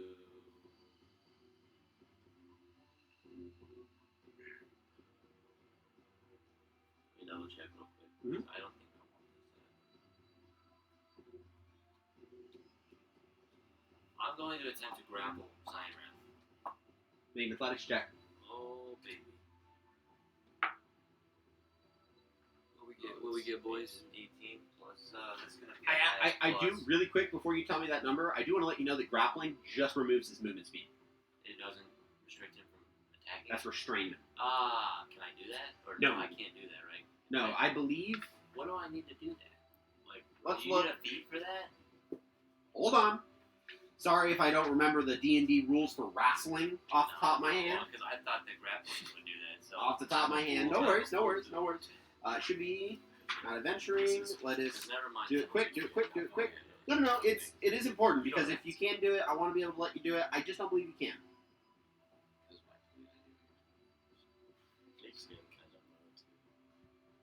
Moves attack, melee attack, grappling. Okay, so when you want to grab a creature or wrestle with it, you can use the attack action to make a special melee attack called a grapple. If you're able to make multiple attacks, you can replace one of them. You make a athletics check contested by the strength, the target's athletics or dexterity. You succeed automatically, the target is incapacitated. If you succeed, the target is subjected to the grapple condition. The condition specifies the things at the end of it, and you can release the target whenever you like.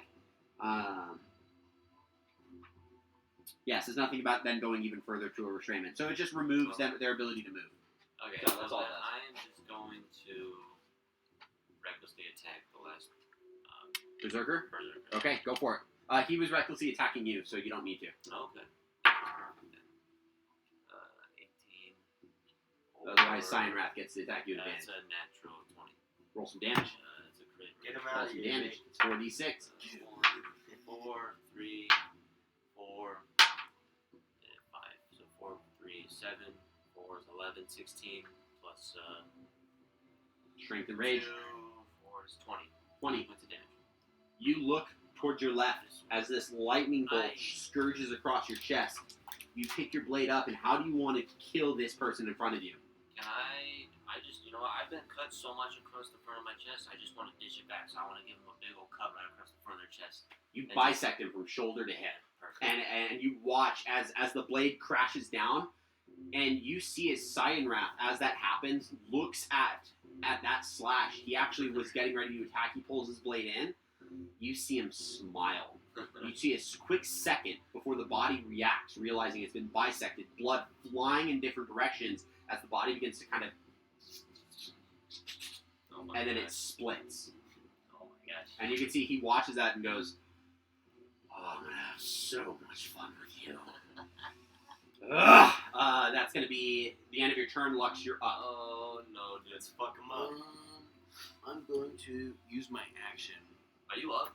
Yeah, Okay. Yeah, you use half your movement to get up. You kind of pick yourself Like up on. injured, I'm hold on to a Borson. Yeah. Thank you. And then I'm going to cast Cure Wounds on him at second level. Okay.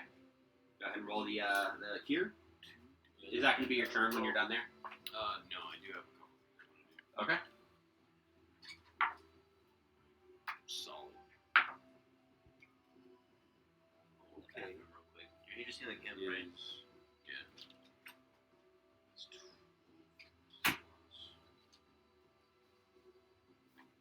12 plus 1. Which is 16. Oh, fuck yeah. How much? 16. 16. Nice. I You get know. a good burst of health back. And then what else would you like to do? And then I'm going to use my bonus action to turn my last sorcery point into another first level spell slot. Right. And then move. I want to move up. Can you do that as a bonus action? I thought it was bonus action. I don't know. I Sure, don't know. sure. Yeah, go for it. Go for it. Just want to make sure.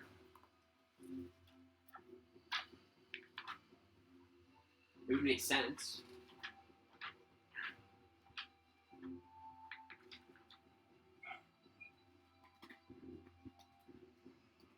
As a bonus action? Yep. You can spend once. Let's do it.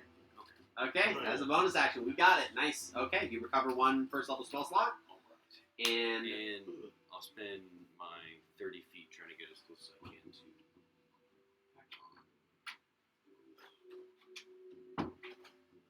And he has disadvantage now once Mick changes focus.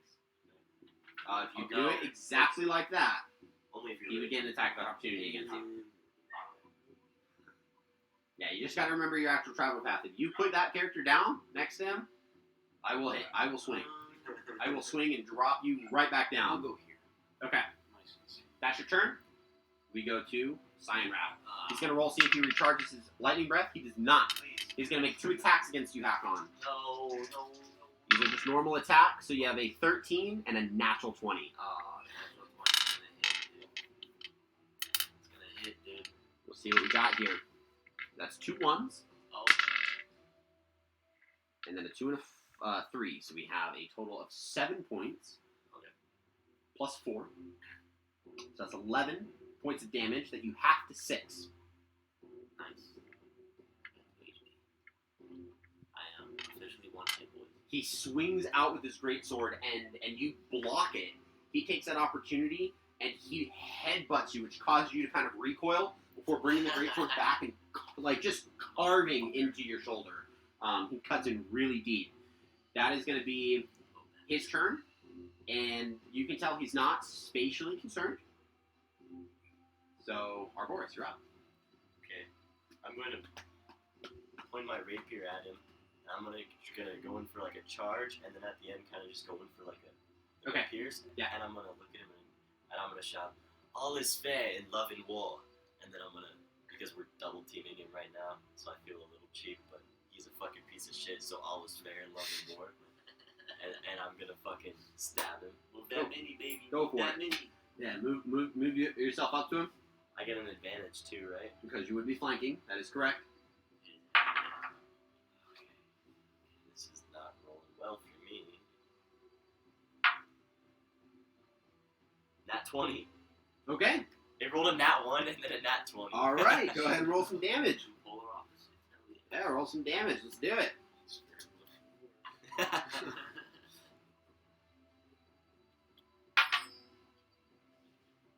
That's a 3. Oh. Oh, my bad. Not the mini. Not opportunity of A 3 and a 1. Oh, you went down? So I did 4 plus 5. So Re-roll that 1 because it Hit hit. him. Yeah. Try to roll into like a dice tray if you can, for ease. Where'd the round block go? I got plenty. I got it. Okay, so then I got a 3 and a 5. Okay, So so plus 8 5. plus 5, so 13. 13. Okay. And then I'm gonna go in for my punchies, my flurry of blows. How many more key points do you have? This is my last one. Let's do it. Okay. That did not hit. Okay, that probably didn't hit either. That was 15. 15, that misses. Okay, so that was 18.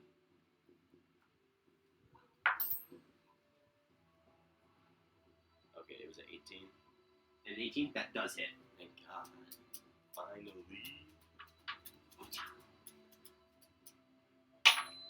Boom. Oh, a 4. 4 plus 5, so 9. 9. It's not bad. Okay, so you run into him, taking your rapier and plunging it into the back of his thigh. You watch as his body drops, as you can see Hakon, the tip of that rapier puncture out of his the front of his thigh plate. He drops onto the ground onto that knee as his weight buckles. The blade comes out. You attempt to punch him in the abdomen, but he's got his arm in. He deflects that. So you go in and just kick his other knee, and it kind of kicks his other knee in. He's got his greatsword that he's kind of leaning on. He is able to then kind of quickly hobble himself, pick himself back up, which then we go to Hakon. You're up. Can I attempt to wrestle his sword out of his hand? To disarm him? Yeah.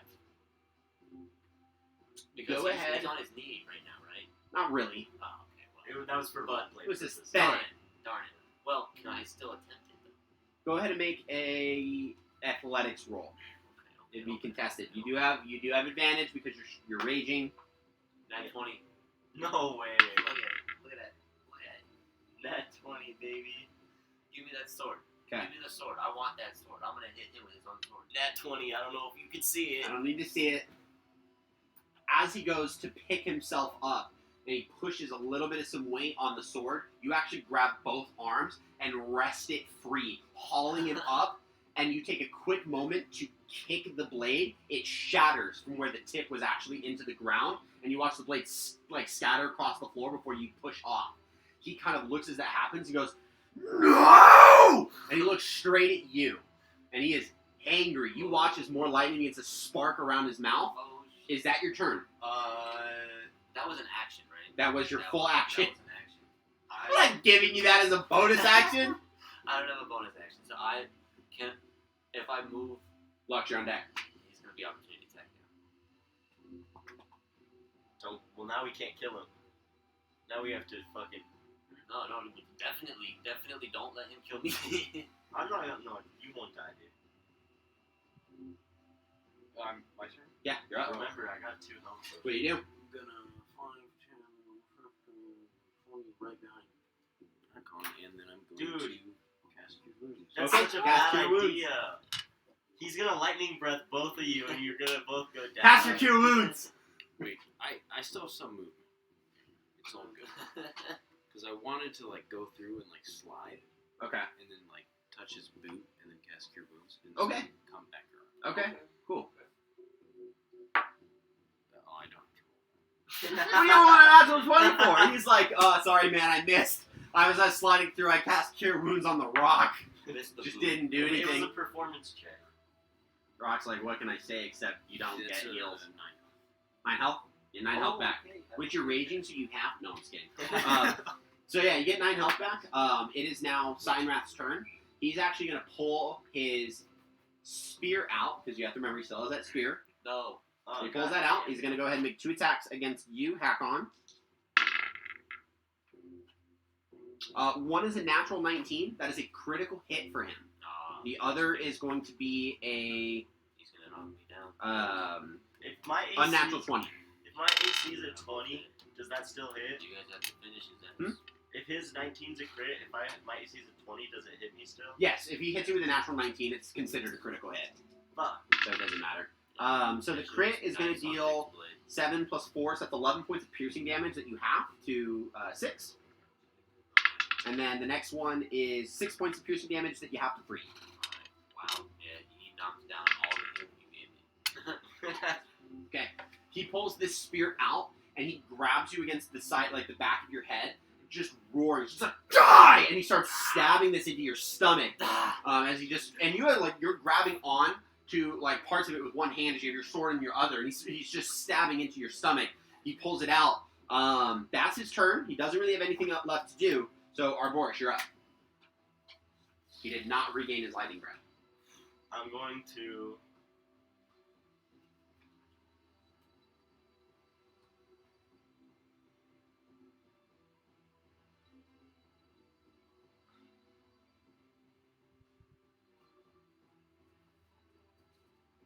If I wanted to disarm his spear, could I use my acrobatics?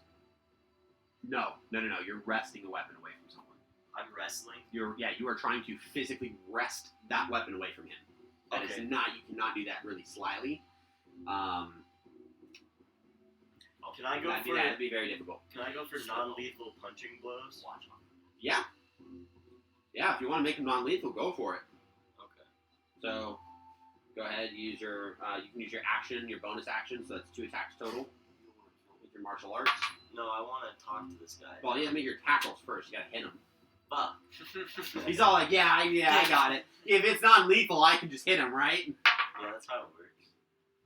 Still advantage though, right? Yes, because you are flanking. Okay, 14 plus 7. That hits. Fuck. Oh.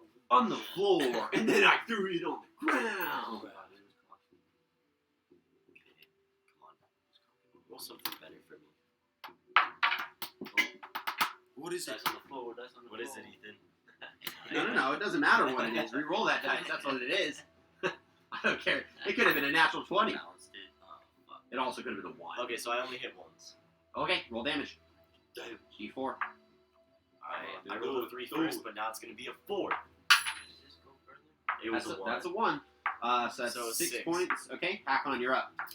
I am going to recklessly attack his Yeah. ugly mug. Go for it. I mean, you don't need to. You're flanking. Oh, you're right. You Where's can, my? you can give him advantage to attack. Wait, if you're you trying want. to kill him? Oh yeah. This guy's going down. Yeah, make an attack roll What was the point of disarming it? to get rid of the big weapon.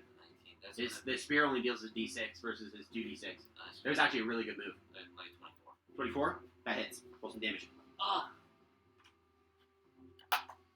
2 plus 2 is 4 plus 4 is 8 points of damage. Plus your rage. Yeah, that's plus rage and strength. So 8 point. Or rage, sorry, yeah. So it's 8. Yeah. What'd you roll? And 2 and a 2 That's 4. What's your strength? is 4.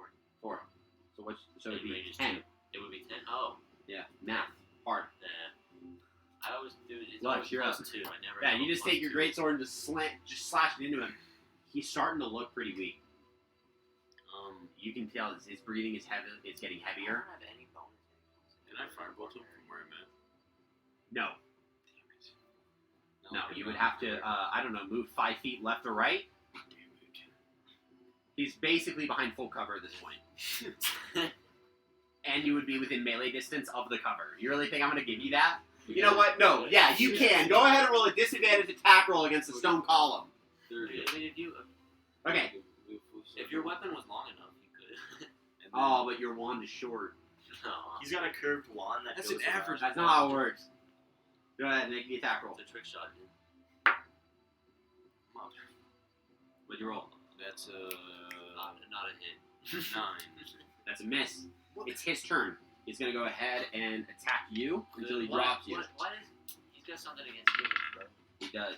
He's gonna go down. That's going to Oh, I'm be... going down, actually. It doesn't matter what he rolls. That's going to be a 17 and a 16. Oh, yeah, I'm 17 down. How much health do you have? 2. Okay, so the first attack drops you. So then he takes his spear and stabs it into your stomach one more time. And you watch as his body limps, like the blade drops to the ground and clatters, and he just forces your body to the ground.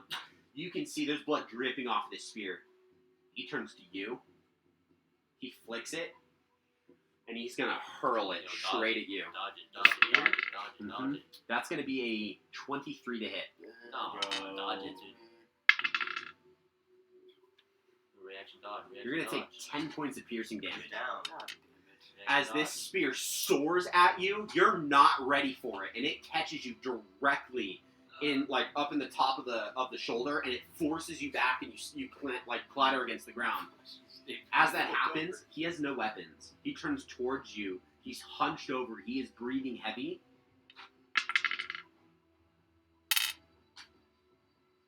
You better have some AC. I'm in gonna you, bro. crack your head open like an egg. You're up. It's your turn. Oh. What do you do? Hands on hands. What do you do? I'm going in for 2 non-lethal punches. Make your first attack roll. No longer at advantage. Go ahead and drop 2 of those characters, please. I need them on the ground. Need them on the ground! Make your first attack roll. Okay, that's a 17 plus 7. That hits. Roll some damage. That's a 2 plus 5, so 7. Next attack roll.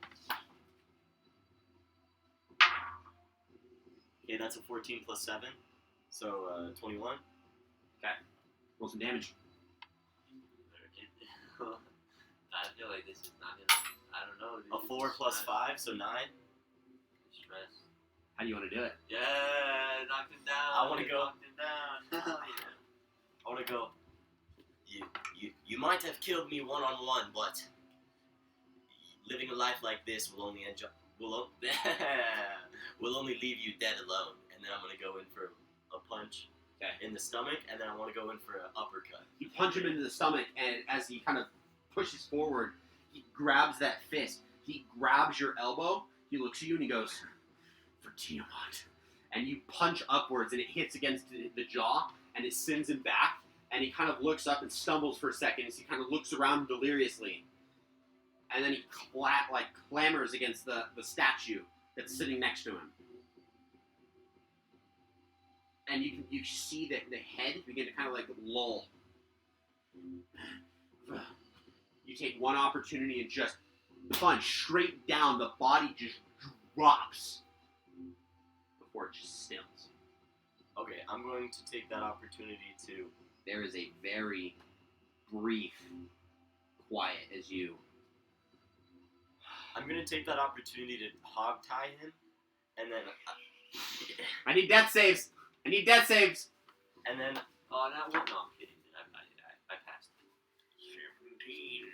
And then I'm going to run over to Katray's character, and I'm going to feed him another health potion. Okay. And I'm gonna say, please, if you have any more magic, please help him.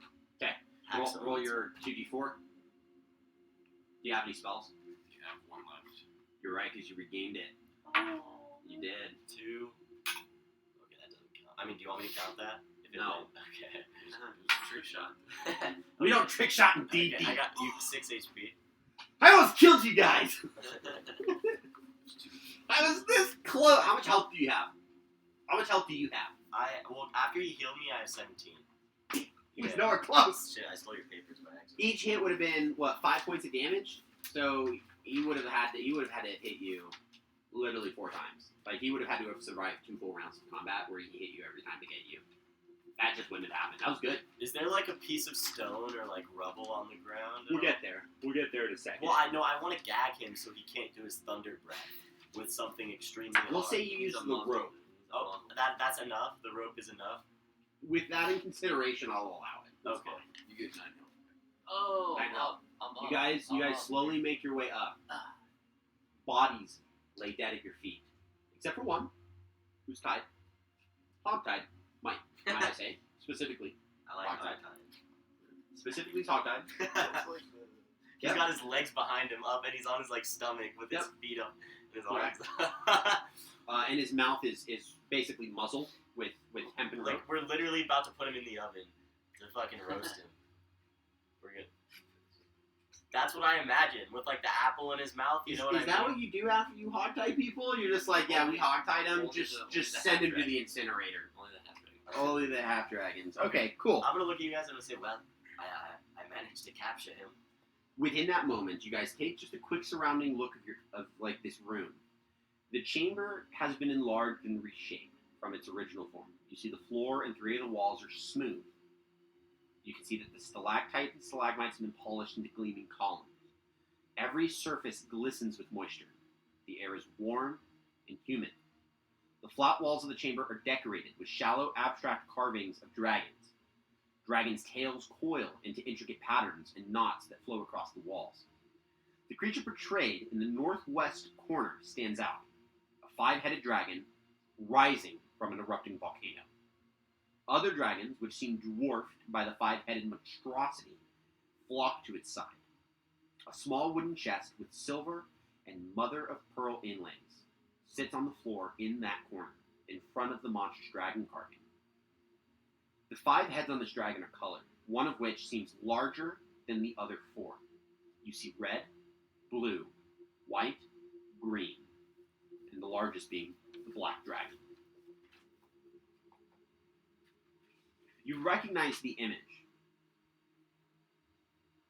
as the goddess Tiamat, told from folktales, and how she was banished to the 9 hells long ago, remains imprisoned there as far as stories go. What else this picture shows? You're not sure. And is that this right here? No. Is there any, where is that picture of Tiamat? Picture of Tiamat is going to be in Right the... here? Yeah. Okay. So can I walk over here? What's over there? Over there, what you can see is a rock wall. Go ahead and make a perception check. Oh. Yep. No. Oh, A man, it's gonna be a 6. 6? Yeah, you don't see Can it. I search Cyan Wrath? Sure. Yeah. Can I search the Berserkers? The Berserkers, they don't have really anything on So them. you said when I kicked his sword it shattered? Well, yeah, because it was in the ground Oh, at the man. time. What do you so want me to do? you're on the natural 20. Don't I- question me. I- Just take it. Well, no. I didn't know I could kick his Look. sword that hard. What do you want me man. to roll? That's cool. Do I roll? Perception I or wanted- investigation. Actually, you're rolling investigation check. So his sword wasn't that strong? Damn. Weak sword. Weak sword.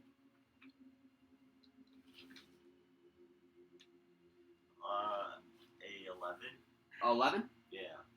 You do find kind of like a small coin pouch on him. It's got roughly 50 gold in it. We got Nothing the crazy treasure else chest. is on him. The chest. And there's a chest you said? There is a chest, yeah. The chest is, from what you can see, again, it's a small wooden chest with silver and mother of pearl inlay that sits on the floor in the corner in front of the dragon carving. Like, directly in front of it. I'm gonna look at Haxar and say, can you wear his armor? I don't want to wear it. It's very heavy. It's Yeah, it would get ugly, clunky. too. Gross. Yeah, this creature is bigger than any of you. So it seems like he's not in any way, shape, or form trying to avoid attacks, more just being able to ensure that they don't actually hurt him. Wait, what would happen if I did wear his armor? So what's your strength, actually? Because you do need a strength requirement for heavy armor. Well, yeah, but like, what if you're below that strength requirement? It would limit your movement speed, so it would actually impact your movement. You would still get the armor bonus of it, but you would have a significantly lower movement speed That'd be a fun character. as a result of it. I don't know the specific numbers, but I will look if you decide to take it. No. I have 8 strength. That's not, you don't want to waddle.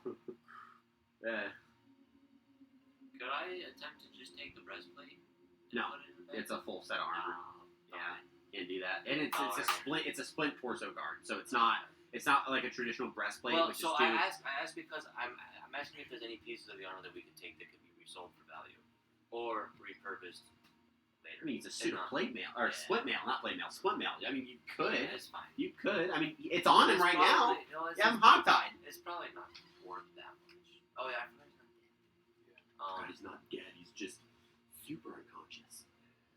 Okay, what do you guys do? I'm gonna say, wait, was Cyanrath when we came in? Was he inspecting that pillar, that like carved pillar? He was next to it. Mm-hmm. Can I give it a peek and try and Yeah. see what I can tell? Yeah, make a perception check.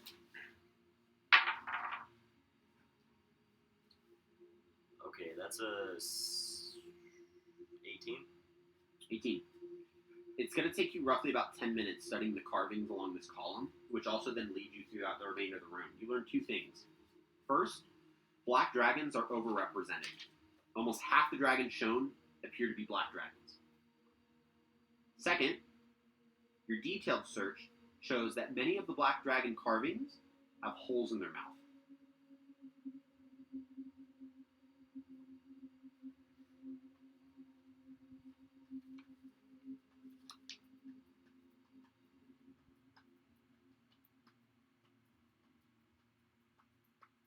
Is that all I noticed? Yep.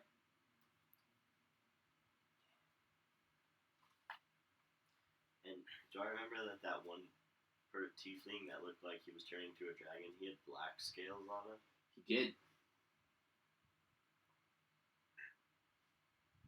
Can I try and roll an insight check on what I think their mouths being open means? Make an investigation check. I'll turn to you, Hakon, while he's looking at the pillar. How are we supposed to get this guy back? Nat 20. Nat 20. Stupid heavy. We They could just appear carry to him, be but yeah, no, funnels we should for something to probably come drag out him. of. He's got Something in this room is trapped. And with the amount of holes that you see, whatever triggers that trap will set off in the entire room. Everyone, beacon. You see the dragons along the wall? You see the holes in these little mouths? Yeah. That is a trap. Something is in there. I don't know what, but something could come out, and I'm worried it might be flames. And what if we open that chest and something happens? We need to be careful in this room. We need to take our Can I power. look for trigger mechanisms as soon as he said that? Make an investigation check. Can I also do that? Sure. Does this? I'll allow you guys to either both. Yeah, well, you already Does rolled that this one. part of the room Roll. have any dragon carvings with holes Nope. in them? Can I go to this part of the room? You did. I'm gonna stay there. Okay. I got an 11. 11. You don't know what would be the mechanism. What would be the trigger? You can make another perception check if you're still looking. I'm gonna say, well, you think it's fire? I'm gonna stay over here because I don't do that well, bro. That's fair. I'm going to...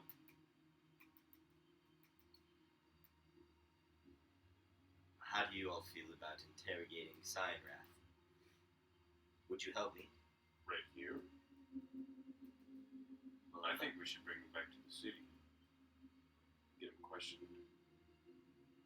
Well, I'd like to learn a I'm little bit gonna more take a about little stroll over these stairs. And I mean, I'm we gonna need go to down find these out. stairs. Okay. I want to know what's down these stairs. As you go down those stairs, you make your way into kind of a larger room. It has a series of pits that you can see. One that's on the eastern edge, directly across from where you're entering. And then a massive pit where there's a single staircase in the center of this rise that you're on that kind of descends down. The chamber opens. You see, again, this wide ledge that runs along this wall. Many stalactites descend from the ceiling, and the sound of dripping water echoes continuously. The lower portion of the room is roughly 15 feet below you, with wooden steps that have been built down to that lower area. The steps are enclosed in a stout iron cage with a gate at the bottom. The key to the gate hangs on a wall peg opposite of the stairs. That's all you see. So the stairs are like there's like a cage gate around them type to protect them. Yeah, that's all you see in the current moment because I'm of gonna your walk down the stairs lack of dark vision. to the gate then. Can I light a torch up there? Yep, light a torch as you get further in the room. As you light that torch, you see a series of kobolds that are in the opposite pit that look terrified of you. It appears as if they want nothing to do with you and they're hiding. As the torch lights, you see them all like, and they all duck down. Like, don't kill us! Don't kill us! You get a feeling that they're not threatening in any way. From the ledge, you can make out the shapes of large eggs. Each egg nearly 3 feet tall, in the darkness below. The cavern extends into darkness beyond that range. You would need to go down the stairs and explore the area directly to discover its full extent. I'm gonna shout, "Haxon, wait for us!" And then I'm going to look at Lux and I'm gonna say, "Lux, will you help me help me get Sign Wrath against this wall so we can leave him here, and help me carry this chest out of the room How just in many case it's the kobolds are in trigger." the room? There were 4. Are you There's down? 4 in Are you there? okay with that?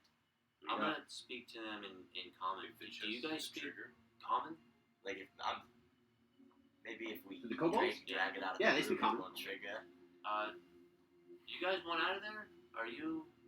No, we don't want to die. Just go. We'll stay. We promise. We just killed everyone outside, so We're well aware. We heard it. We heard all of it. I'm gonna grab the key and open the gate and say, "Well, you guys run on along now, then, because we don't want to hurt you unless you want to be hurt." So Okay. They all start like running past. One of them kind of like stumbles and falls. Goes. He kind of pushes Can I himself stop up against the one that back. stumbles? Is there anything worth value here? Just make sure you look up. And then he scrams. He said, "Just make sure you look up." You should look up. Okay. What if there's a tree? I know. So can I walk then through the Hey, gate and look up? Yeah, you can walk into the gate and look up. You see as you enter that gate, first, 2 guard drakes, full adults, quadrupedal, blue draconic beasts, singular large horn produced from their nostril. They move in front of the eggs, protecting them. You look up, go ahead and make a perception check. You should close that gate. I think that'd be a good The idea. 2 drakes moved in front of the eggs. How far are the eggs from me? They're a decent. They're like They're between like more the than guard. 50 feet. Yeah. Okay, good. Yeah. Um, Well, no. No, more than 30 feet. No. Oh god. There's just 2 massive drakes in between you and them. That's really the distance. Okay. Make a perception roll. 5. 5? Yeah. Yeah. No. A little bunch of Well, I'm gonna stalactites or step stalagmites, back out, whichever one it is. Close the gate as I step back out and lock it back up. So, that the So you drakes close the can gate and stay back there up? with their eggs, yeah. Okay. And then I'm gonna go back up the stairs to my friends. The broken greatsword, was there anything special about it? Nope. Yeah, it's the same. Yeah. Nope. Yeah, it was a very well kept greatsword, for sure. You can tell that the Sign-Wrath took care of his weapons. They were very, very. Was it pretty? Like, was it worth? It wasn't worth that? pretty. It just he had killed plenty of people with it. But this guy was a soldier. He was a warrior. He took really good care of his weapon, so it was very well taken care of. Haxon, will you help me carry Sign Wrath down there? Down the stairs. Down the stairs is dragon eggs and 2 more drakes. Well, maybe we Dragon could eggs. dragon eggs. I think dragon eggs. Sorry, I'm jumping the gun. It's big eggs. How big? Really big. Like bigger than me. Well, I'm just worried about leaving my They're eye. like 3 feet tall. No, okay, sorry. Like Holy as shit. big as the kobolds. There's a 7-foot egg. As big as the kobolds, sorry. What comes out of that? God. Will you help me set Sign Wrath to the side then, and we can try and destroy all of these eggs down there? Can we... Well, let's tie him against the pillar. And can we drag him against the pillar, and then I'll use my 50 feet of rope to just wrap it around the pillar and him a bunch. And everyone should use all their rope, honestly. Like, let's just wrap this motherfucker up. What? Did we loot the chest though? Don't And touch his that mouth chest. is still Don't gapped. touch That's that fine. chest. Well, I wanna walk up to it, look if there's any triggers around it. It's not You going already anywhere. looked for a trigger. You couldn't find it. It's not going anywhere. That chest is not going anywhere. It is locked, so you would just have to attempt to unlock it. Yeah, no, yeah. My plan with the chest I really there wanna is walk. we'll tie this rope that we're using for him around the chest, and then we'll go stand over here on some of the stairs or something And pull it. pull that rope and see what happens. So yeah, so we'll take Cyanrath and put him against the pillar then and tie him there. As you tie him up, we'll sit tight for a second. We're gonna go ahead and take a break. We're gonna take a quick break. You guys survived your first boss fight. Congratulations, nice work. We will be back. We will be back. It looks like right now our time is 8:21. We should be back by 8:51. 8:55. It 8:55. always takes a few little bits. 8:55. We'll be back. We appreciate everyone that is watching. Thank you guys a lot. We'll be back shortly. Bye-bye. Thank you.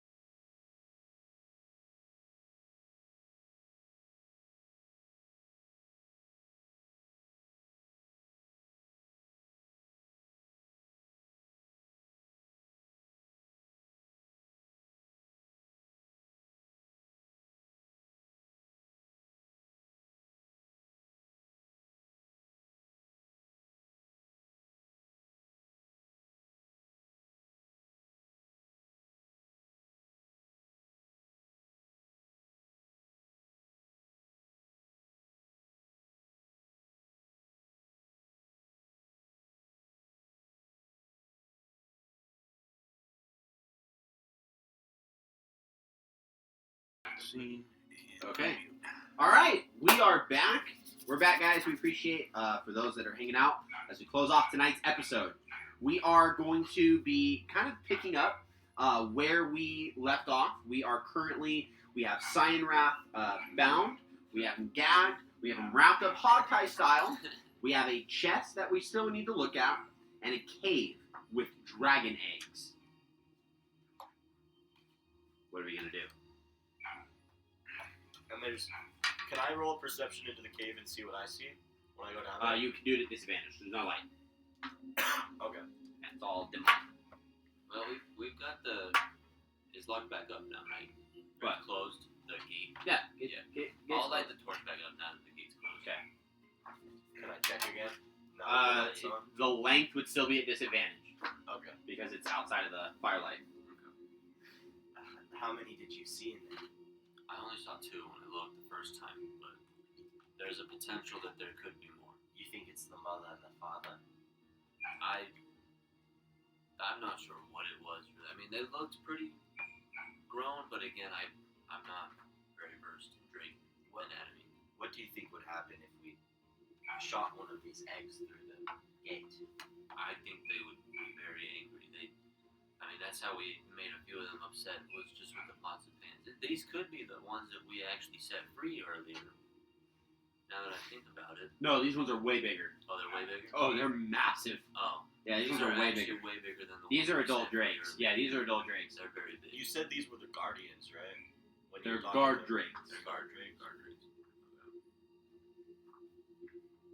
I think we should leave them for right now.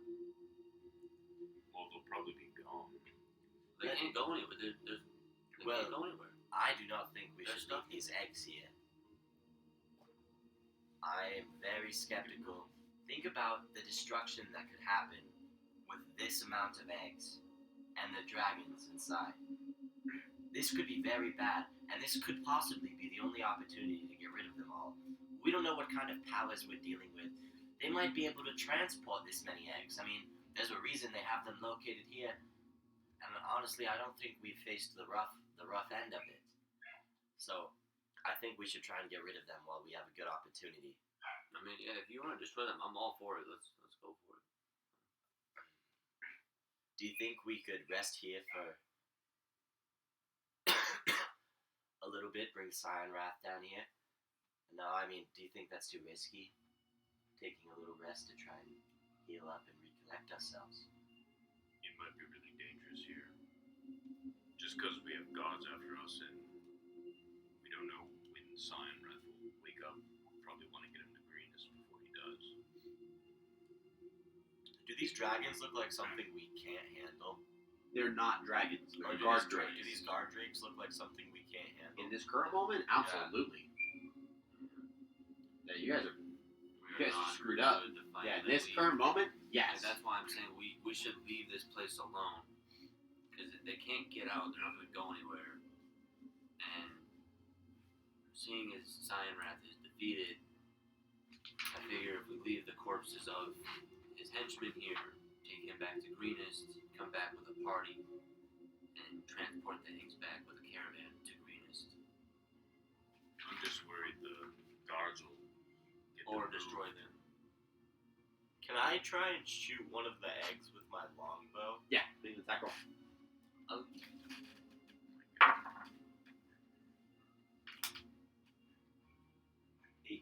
18. Plus. You watch as an arrow is knocked. It gets sent flying. As it whistles through the cave, it pierces the top of the egg, cracking it and shattering the egg top. The egg cracks and splits down the middle, kind of splits open, and you see a little infant dragon slither out. Squirms, kind of gasps for air. It's able to live, though? Makes a couple of high-pitched squeaks in that process. And you watch as it dies. Okay. The drakes move to it, sniffing it. How many eggs are in here? They position themselves next to the 2 remaining eggs, putting themselves almost in between them. I'm gonna shoot the other egg. Making an attack roll. yeah, 16 plus 7. As you fire at the second egg, you see as the drake actually tries to get in the way of this arrow. It is unable to intercept. Second egg is broken, and the second dragon, infant dragon, is left gasping its final breath before it can draw its first. Before you shoot that last one, I do want to put this out here. We're already going to be dealing with a lot of dragons, I assume. With all those markings on the wall, it seems like there's a lot to come. We could fight fire with fire. You hear a voice echo in the cave. You all knew. These dragons don't spew flame. You hear rock begin to churn across the ceiling. What the fuck is this? Shoot the last one, shoot the last one, shoot the last I'm one. gonna shoot the last one. You watch as you fire the arrow as a tentacle drops from the ceiling, grabs one of the drakes by the throat, wraps around, snaps the neck, and pulls it in front of the egg. A second does the same thing. The arrow had already penetrated this drake, and it grabs the other What? drake and just dangles them Wait, there's just tentacles holding the... Run? from the ceiling. No, we run up the stairs. And You watch as one of the massive rock formations opens a single eye, large, gaping mouth. Who are you? Not who. I am earth. I'm the rock of this cave. I am this cave. Who are you to invade my home? I am a Boris, and I apologize. That was never my intention to invade your You lie! It's gonna hurl one of the drakes at you. through the cage. It's gonna hit the cage. I'm just trying to see how hard. It slams against the cage walls, and it dents their fixing, like what they have. I'm gonna say the only reason we came here is because they invaded our home, and we were trying to protect ourselves from future attacks. We never came here to cause you any harm, and that was never our intention, and we will be leaving immediately after. We merely came here for the same reason that you feel we're causing you pain right now, and that never was our intention. I guarantee it. We feel your pain quite the same. They just killed half of the people living in our village. They also feed me. What do they feed you? You have to ask. You have nothing to bargain with. This egg is mine until you do. Well, would you trade me the egg for a half-dragon? You have no such thing in your possession.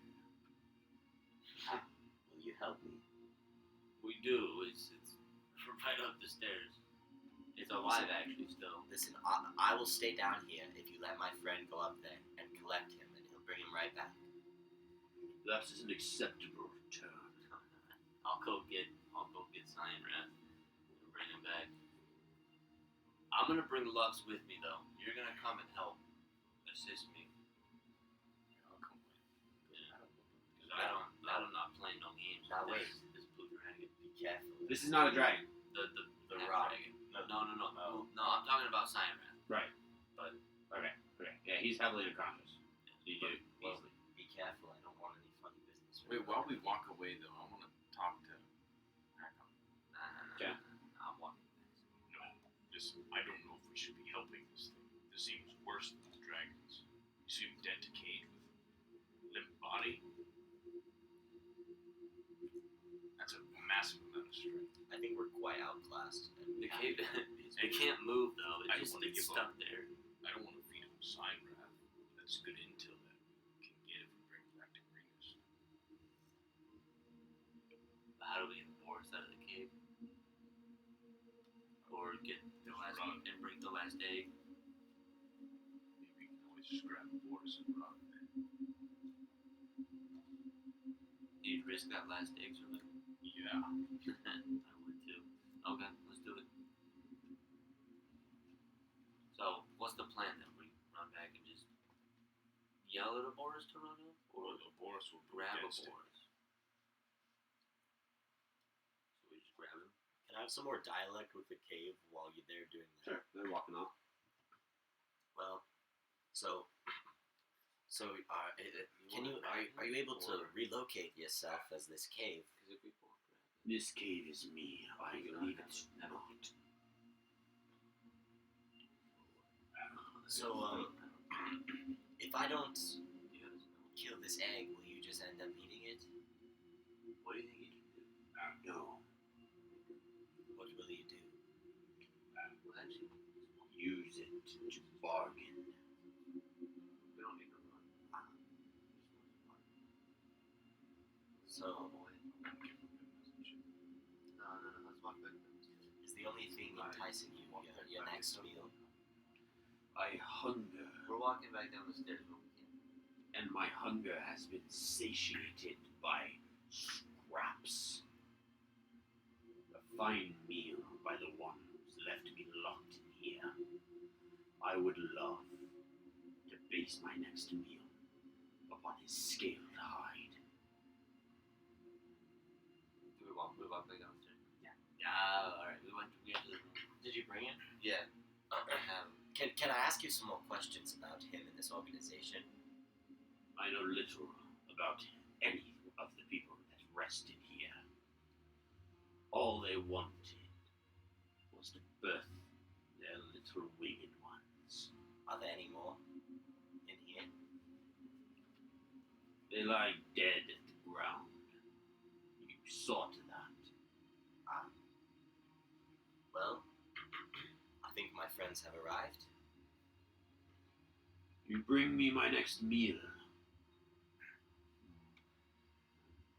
Starving.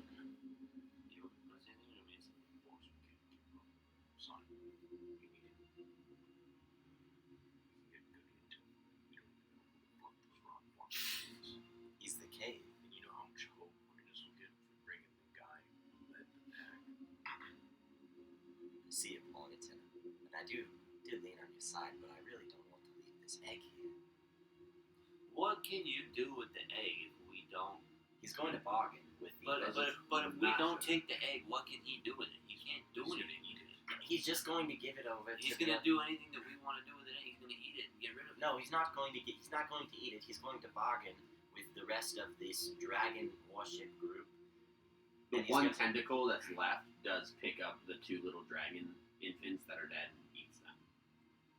He's gonna eat the egg. No, he's not going It's to. Look, most likely he's gonna Wait, eat is it. Even if he doesn't, we can Is always the egg come back exposed now? with No, party there's while just we're one. focused. Yeah, it's still covered. We've already gotten rid of two. I see. There is a risk, but it's a high risk if we stay here and give up the sun. Here, what if Where is Mondath? Have you dealt with her? Actually, no. Here, what if we free you and you can go eat her? I'll tell you exactly how to get to her room. She's looking at a map right now. I'm not a prisoner. I am the cave. Okay, well, I'll open this gate and you can eat her. I won't fit. If I destroy the gate, will you? No. So you can't leave here? Why would I? I am the cave. So, but you only exist at the bottom, He's on the ceiling. or at the ceiling of the bottom of the cave. It doesn't matter where I exist. I am the cave. Wait a second, Can you dude. move? No. Hey, we're done. His we don't tentacle wanna grabs don't a keep stalagmite talking to him. and pulls, and it as it shifts in a direction that keeps that drake in front of the egg. Can I insight if he actually is the cave? Go ahead and make a intelligence or nature check for me. An insight. Is there any way I can tell what type of thing he is? Yeah, nature check. I just want to know if it's like natural. I don't think this is fucking natural, dog. I didn't roll a good enough number. I got a 9. You got a 9? You have a pretty good idea of what it is. It is a natural creature. What were the rolls again? I got a 5. What'd you roll? I have 9. You have a pretty good idea of what it is. It's a natural creature, which you've only heard about, never proven its existence. They're known as ropers. And I won't be able to tell you anything else, Ropers. I mean, that's except I can show you the picture. What it looks like. That's what you're looking at. Is that an aberration? Oh, the guy right there. No, Oh, that's straight up just a... straight up monstrosity. A natural creature. Well, You've only heard about them in tales. It's the first time you've ever been able to verify some of your stories that you've heard. well, hear me out. If we leave this thing alive, or if we don't kill this egg, what if he stays and just tells everyone who we are? You know, The better for us. I mean, I guess they probably don't. You know, I didn't give him my name. that's not what I mean. I mean, they'll describe it. Never mind. It doesn't matter. Either way, we have the more valuable piece. I think that we should just take Cyan Red and go. Can I try and shoot at the egg through him? You can try. Okay, I'm gonna try. Go ahead and make an attack roll. We're still in the guard outfits. It's cocked. Yeah. It has a mask. Not one. Not one. You break your bowstring. Okay. I'm gonna throw my bow in the cage. You watch as he pulls the bow back and the string snaps. The arrow kind of flies just a little bit, and he throws the bow in there. I go to like try and catch it, but I was like, I'm gonna pull out my I blow couldn't dart. find it. I'm gonna take Cyan Red. I'm gonna blow dart the egg. We'll see. Let me try one more time. Stop talking. So I'm gonna Or use the cave. We still have the cave. bow gun. You can do it at disadvantage You're probably right. because it's past the range. Okay. That's a 19. Alright, now it's gonna be a 20. It was a 20, dude. But I got a 19 plus my deck, so 24. 24. It hits the drake The dead drake? that the roper is in front of it. Can I hit the With the roper? 19. No, With a 24. Oh, You yes. could, like, Can I With hit a 24, you couldn't get around it. Can I hit the roper? 26. You can try to hit the roper. Okay, it didn't hit. No. I had 12. 12. Or, yeah, 12. 12. It just. Are you done trying? It is laughable. Well, I recommend you just eat that egg because I doubt they're gonna come back for you. It might, and if they do, they will have an egg. Wait, how far is the egg? 30 feet. Oh shit. Wait, didn't one of you grab like a Molotov or something? Does anyone know? Yes, Molotov. Let's Molotov. If you make one more move at this egg, I will not hesitate to eat you all. How? I'm gonna turn around and start walking away. You see it, he's like, alright, nope, I'm out. Are you not stuck in this cage? I do not have test me. and You, find out. I do you, not have Ropa. all. Find out. You dirty Ropa. I'll It leave. just leaves the thing dangling there. You leave too? I will leave. We all leave. Yeah, we go back. We leave. Sorry, I feel like Nick's upset that I just wasted a shit ton of time. No, no. This thing. Do you guys want to do anything else? No. I mean, we gotta be careful when we leave the room with the lady. So, I want to take Cyanrath and put him at the top of this staircase. Okay. And then, can can I take all the rope again? And I want to tie the rope around the chest that has the stuff in it. Okay. And then, will you guys help me tie the rope around the chest, and then we can all get to the staircase over there, and then all three of us will pull the rope up the stairs and see what happens. Yeah. Wait, we're So- putting them in the chest. No, No, we're just gonna wrap it around. We're trying to pull the chest out of the room. Just You place wrap it straight. some rope around the No. chest and pull it back so that you Nice. can get into a safer area. You do and one see what yank, happens. nothing happens. Nothing happens. Can I go now and attach the rope to the lid and go back and reposition and do that? What lid? The lid of the chest. Is the lid? It's locked. Can I pick it up? You can attempt to. Yeah. Okay, dude, you're crazy, bro. You're crazy. Can I do it with mage hand? Dude, can I like stand behind like a blind thing? You wouldn't be able to get your proficiency on it. Dude, I'm so scared of Yeah, I'll chests. just do my thieves tools then. These things are terrifying. But what if it's magic? That's what I do. Like this thing could do anything. It could grab you. Yeah. Are you alone in the room when this happens? Yeah, I'm not in there. Yeah, I'm up on the staircase, bro. Okay. Good luck. Yeah, you hear that? You Bye, hear what chef. that means? Thieves tools. So I just add my +2 proficiency to the roll. Yeah, and it's a dexterity based skill Oh. So or a far. dexterity based tool. Would you roll high? Yeah, he rolled pretty good. Should've Is Urchin proficient? Or I just get them? Dude, we should have tied a rope to Katray and pulled Katray That's out a really and good question. unlocked it. Or we should have just taken the chest out of the room and unlocked it. Well, we did move it. Well, I Says know. the try to open urchin it up. background. I feel like it's probably Yeah, it's magically background. booby trapped. It's either nice or- You get proficiency with it. Okay, so 21. 21. I'm gonna write that down. What happened? Yeah, kind You rolled of high. You make your way you very carefully make your way through this lock. You hear a click. You hear a second click. You finally get a third with a. You watch as the lock unclasps. Take it off. Gently put it to the side. Very lightly. Open the lid of the chest. Inside of this chest, Hey. you are able to get Hey. a string of pearls, Hell yeah. which are worth about 300 gold. Dude. Shit. You rolling, dude. A gold and sapphire ring, Damn. worth about 900 gold. Oh. And a pouch containing a half dozen masterfully cut and polished precious stones, about 100 gold each. That's a lot of money, dude. Like 2,000 gold all in.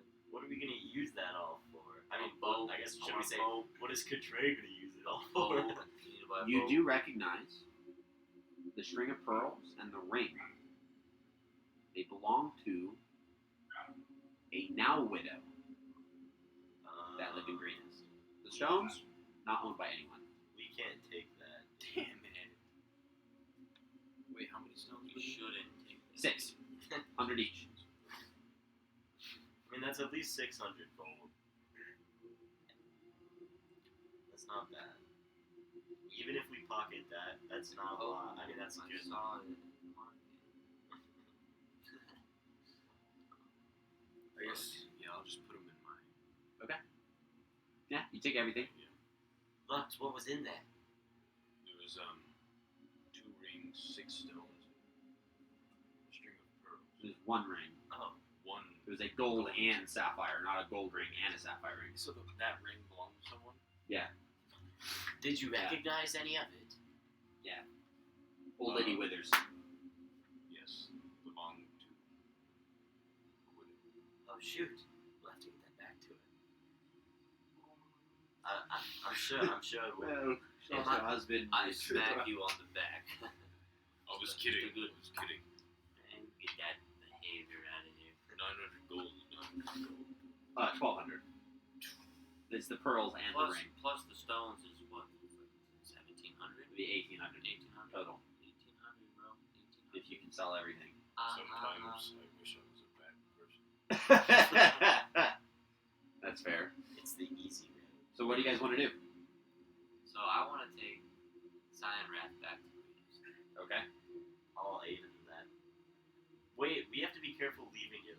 Listen, That's You still- find as you guys are leaving that this cave, people Empty. left. Empty. People left. Victory lap, boys. As you guys pull Cyan Wrath out the mouth of the cavern, the entire camp is completely devoid, except for a lone figure on the top of the plateau It's that in bitch. purple armor. It is that Who bitch. sees you leave, nods her head, and walks off. What? That's Is the it- chick. Did it sunrise or sunset? At this point, Can getting I close to insight sunrise. that? Sure. The emotion, like, was she okay? Was with it that? Was it She- the it lady was- that I saw in the correct. looking Can at I the map? insight that for approval? Was it a nod of approval? Or was it like Sure. like an adversarial Inside nod? it as well. How you doing? Oh, I got an 8. 8. It appeared adversarial. Oh, man. It appears as if she's not happy with you. Oh. Man, Not why mad, can't she? but Can she be on our team? Destroyed a dragon hatchery. How dare you? So you'd be super happy about that. No, we almost destroyed it. Well, I don't think she's gonna come back for that egg though. Nah, I think we convinced him. 5 episodes down the line, we find the baby dragon or baby drake, That was stressing me and it kills 3 people because we didn't get rid of it. So you guys make your way back to Arenas? out. We just gave that last Yeah. dragon it back. Do you guys want to do anything else on the way up to camp? Yeah, is there anything else you guys want to do before you leave? I'm going to write. I'm gonna carve onto like the closest tree to the entrance of the Sure. cave. Do not enter. Like Okay. Like a warning? yeah. Sure. Can I? Was his spear okay still? Can I retrieve his spear? Why don't you grab his spear? I mean, he doesn't have it on him anymore. It was in that room where you guys fought him. Soaked in your blood. Yeah. But- No, it's fine. And I'm going to. Was the fact that he was critting on 19? Was that him? Or was That's that, him. Okay. I'm going to leave one of the dead corpses of the guards at the front entrance of the cave as Okay. a subtle extra Sure. reminder. Sure. Absolutely. Other than that, we go back to Green's. You guys make it back to Arenas, taking Cyan Wrath with you. Yeah, sure. We captured him. That's pretty awesome. It takes time. It takes time, but you eventually make your way back.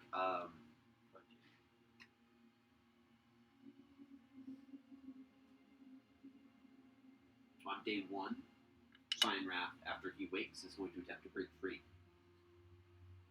If he succeeds this roll, he will fight to the death. You will be forced to kill him. If I roll and succeed on this roll, Are we full? He Are we full will rested though? die. Are we full rested? You guys do not get full rested by the time this happens. What? Well, he's not full rested either then, right? He's not full rested. He's 1 health. If he succeeds on this roll, you will have to kill him. Because if you don't, he will attempt to kill you. Wait, we can't, like, combat it? I mean, with the 3 of us around there. Darn it. Well, is he like breaking out in the middle of the night or something? Yes. Damn They it. don't have anything that they can do. Okay. Because outside of that, you don't have any more rope to tie him up. So every time he wakes up, he's going to attempt to fight you. You're going to have to kill him. At one point, non-lethal becomes... Well, what is It he just doing? doesn't... You can't just keep What is he- non-lethaling the guy. What is he it's doing fair. to try and break out? Literally break out. Yeah, He's got scales. It's rope. It's just gonna... Boom. If I succeed on this roll, he's out. We pull up his athletics. Must be in that 20. Okay. He's got +6 to this roll. Fuck, There's nothing we have that can restrain him long enough other than rope. He rolls a 12 on the first night. that's Does a not fail. break out. Don't worry about it. Can we talk to him? The final night. There's another night before we Because you guys don't have a horse for him. Yeah, He's massive. You guys have to like basically walk him. But we're rested now. Yes. He is also rested though. Yes. He breaks out. No. Why should we be surprised? He is a fucking plus. No. We gotta play that. You do have to fight him. What if we do non-lethal damage to him again? No. You guys are forced to put Cyan Wrath down as he breaks out on your trip back to Greenus. It's with him only using his fist. It's pretty quick. He fights with reckless abandon, and you can tell that in the current moment, the only thing he cares about is your death. He gave no impression that he would crack, that he would break. With the ferocity that he's showing you, you can only imagine the havoc that he would have dealt to Greenest if you would have left him there, and the people he would have killed with his own hands had you just handed him over. But you bring his corpse, you bring his body with you as evidence to the people of Greenest, so provide them hope for what you have done.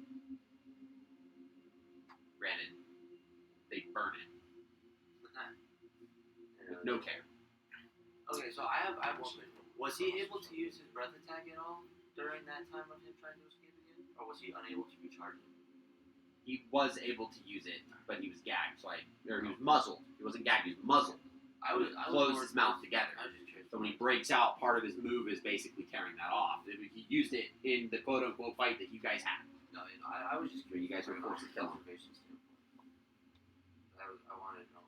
This is the most zealous you've ever seen an individual. Yeah, no, this guy's not. The most fanatical you've ever seen anyone be. He did it for Tiamat. And on his dying breath, he says for Tiamat. That was his last words, essentially. Well, did he have last words when we put him down? Yeah. Those words for Tiamat. Yeah. Motherfucker. You guys arrive back in Greenest. You're greeted with a hero's welcome. You're provided food and drink and a place to rest. Erlanthar, Governor Nighthill, and Escobar know that you've had a tough time. You look beaten, you look bloody, you look exhausted, despite well rested on the road as best you can. You get a day to collect yourselves and before you're expected to report what you've learned. That time has come. You arrive back at that study hall in the keep. Gather around the table. You see Governor Nighthill. The people have already started to talk. You are and will be forever known as legends of this town. We will never forget you, and we can never repay you. Quick question, did you return the jewelry? Yeah. You do. You are rewarded by Governor Nighthill. Pack of 300 gold. Okay. I'm aware of the monumental value that you had very honorably decided to return to its rightful owner. It is the benevolence of your character that will mark you as true heroes. This is a small sum of what you would have made had you pilfered and fenced it. But everyone will know that the heroes of Greenest are good men. You see Leosin goes, well, outside of that, what do we have to report? Anything beneficial, anything useful? Well, How knee-deep in the swamp are we? they were breeding drakes. They had some eggs down there. We managed to dispose of most of them except for one. But I don't think anyone's coming back for the last one.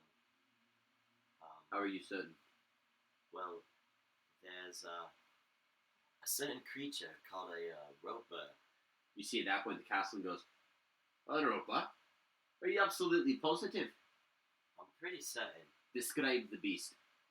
Tentacles from the ceiling, Yeah. grab stuff, throws it. It was very ugly. It had these gross-looking pointy teeth and an eye, a big eye. And it kept Kind of saying looks, it. and you can see he looks impressed. He goes, you guys feasted Europa and lived?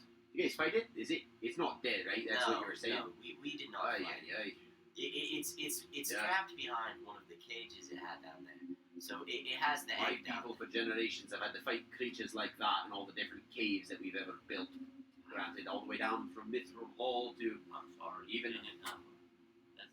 terrible. Merely a boar. I mean, boars are hardy people. They'll kill many things that we come across. Not gonna lie. But that's not the point. If Europa is indeed in that cave, I could agree with what they say, granted I don't like the outcome. I doubt anyone's gonna go in and take that egg anytime soon. Well done. Very well done. There was one person who watched us leave. Mondath. I'm pretty There's sad. the lady in Lady in armor. You see that point, Adian looks over and goes, one of the wearers of purple that you were mentioning. And you can see the person goes, right, yes, one of the wearers of purple. Did you learn anything about a worm speaker at all? I We know who- vaguely remember. Which? What? I believe her name was Resmir, but the biggest thing that we wanted to talk about was Cyanrath's last words were for Tiamat. And we believe it was in reference to the five-headed dragon statue we also saw in the catacombs that we had gone through. You can see everyone looks to Adian. He goes, and he's gonna try to reach into his mind. I know very little about dragon gods, to be completely honest. I've only heard tales that the goddess, the scaled tyrant, was locked, imprisoned in the Nine Hells, and has supposedly remained there. I don't know the veracity of the claims, but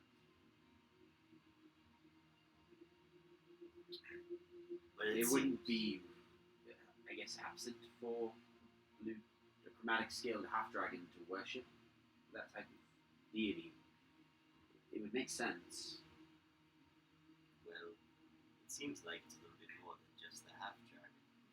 He seemed fanatical about it.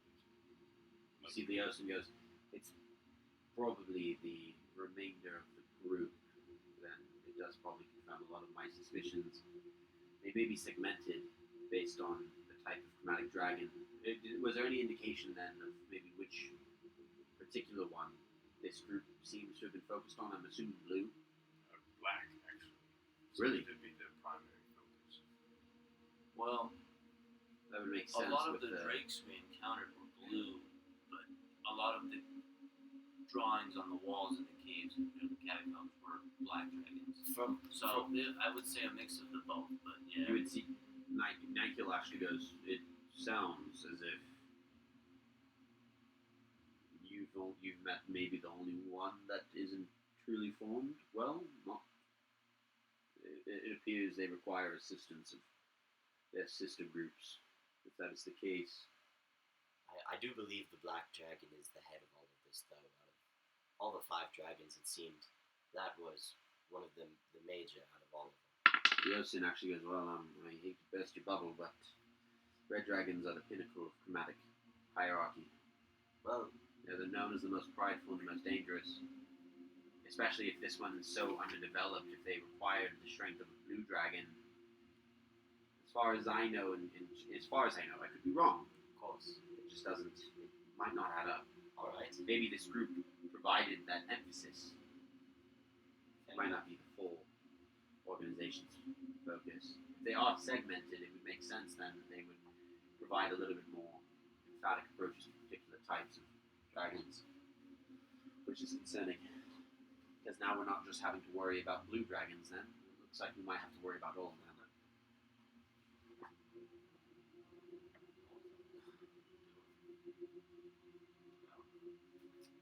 I was able to learn a lot more in your absence. What have you learned? It is only as important depending on whether or not you're willing to leave your home.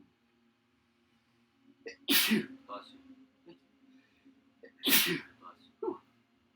There's no way I can stay here and be reminded of the fact that all of this is going on around me and I'm doing nothing about it. So, I'm in for it. You counted. It seems like a big mystery. I do want to solve it. Plus, I might have some family ties into this that I need to find out. Now Now you admit it. Now you admit it. See, I'm not just a scholar in my own right. I'm part of an organization known as the Harpers. We collect intelligence throughout the lands to organize beneficial plans that would obviously bring prosperity to people that are impacted by them. We have many contacts in the holy city of Elturel. We wish to meet soon to determine our next plan. That cultist group is headed in that direction too, I believe so. We believe to have confirmed the same thing. In fact, we think we know where they're taking the spoils of their conquests. We need agents that can insert themselves into finding it. This is where you would come into play, seeing as you have succeeded so far. If you are willing, we leave at first light, head to Elturel to meet with a contact of mine, the Paladin of Torn, Antar Froom. He represents the Order of the Gauntlet. Anton who? Antar Froom. Anton. Yes, he's a Paladin. He represents the Order of the Gauntlet, another organization that kind of is a little bit more stalwart in their approach. Where we find information, the Order of the Gauntlet tends to be the one that visibly acts on it.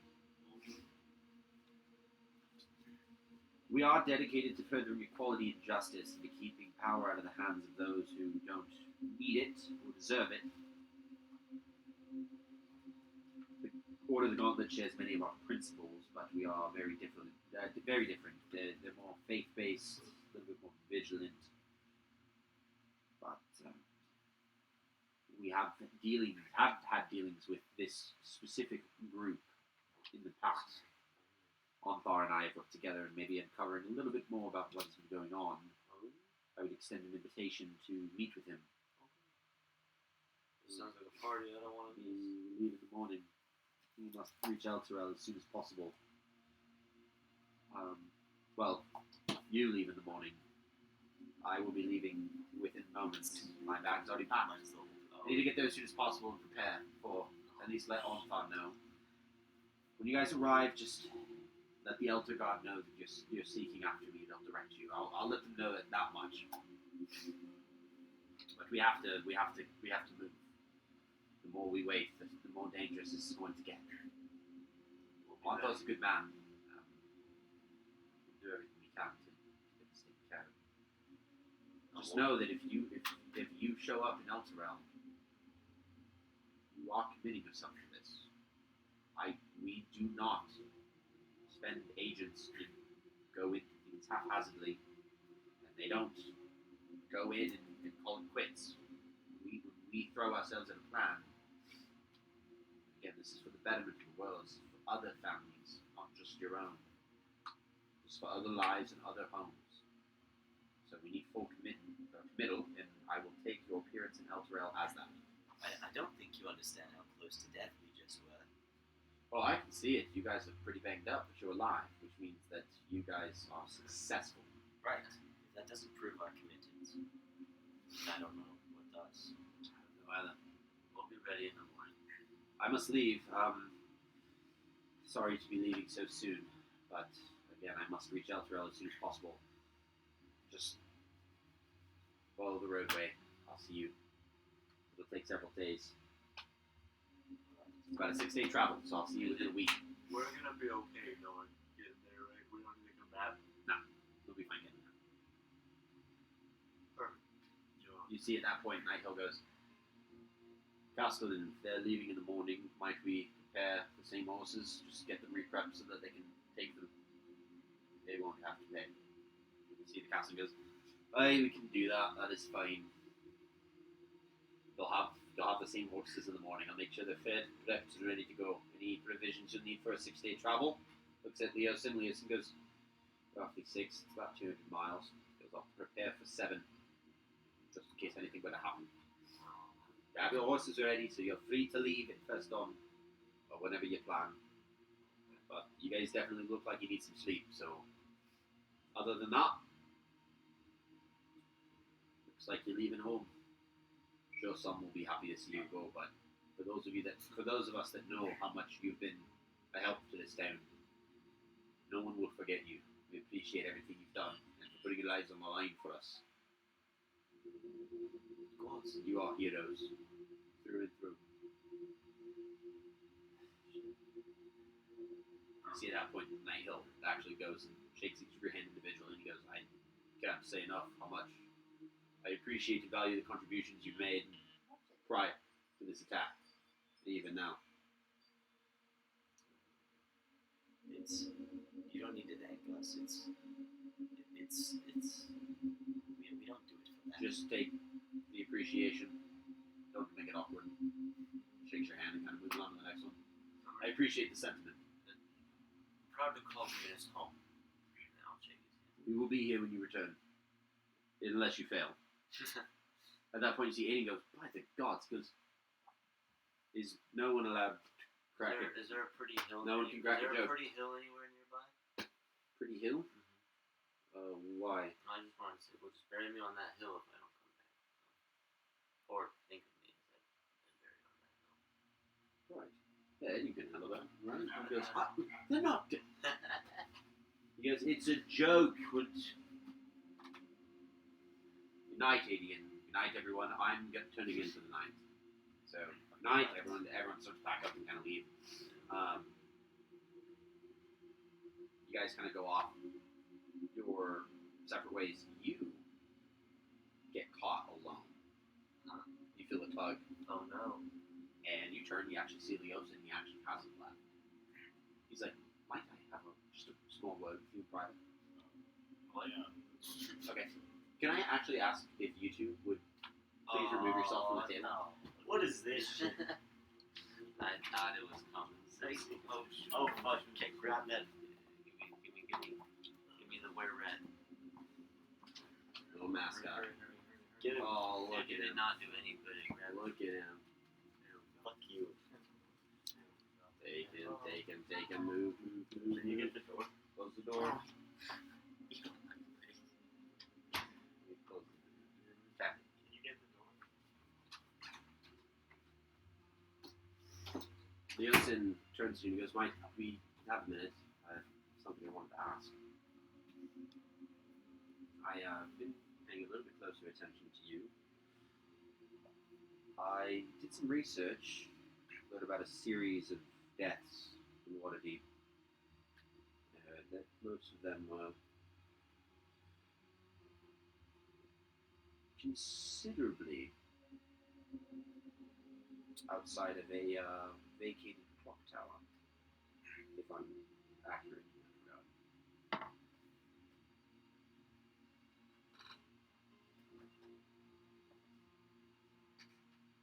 Am I incorrect in that statement? Yeah, that did happen. Right. I'm not here to punish you for anything. I know, based on what I've seen of you, that it isn't you by any means, any stretch of the imagination, or that what you have mentioned about family ties would maybe point towards that. Do not ask questions, it's not my place. What I've seen from you is the exact opposite of what I've studied about what has happened in Waterdeep. I've seen benevolence, I've seen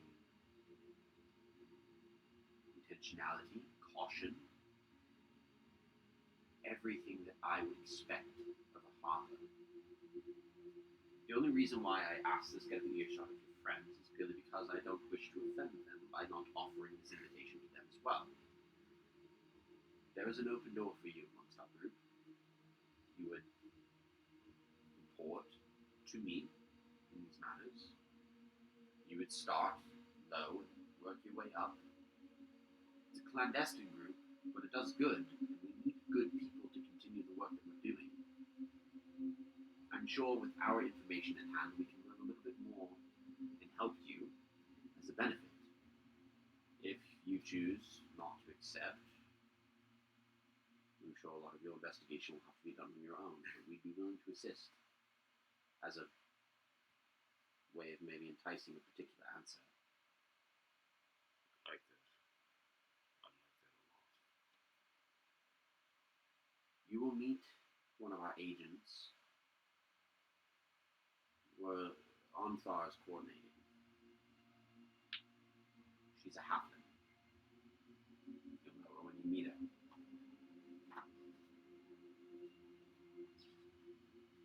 That's all. Oh. She's a no. She likes to be referred as a halfling. You'll know her when you meet her. She will help you.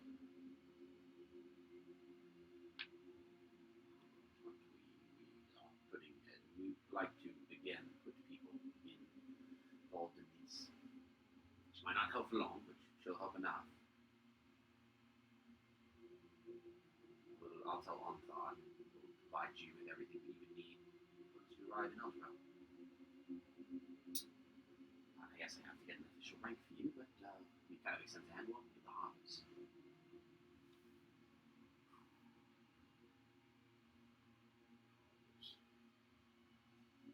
Nice name. Can I ask a question then? Yes. Who's this person that you're seeking after? It'd be my brother. Twins, actually. What's his name? Nox. Nox. I will see if I hear anything of Nox. If I learn, you'll be the first to know.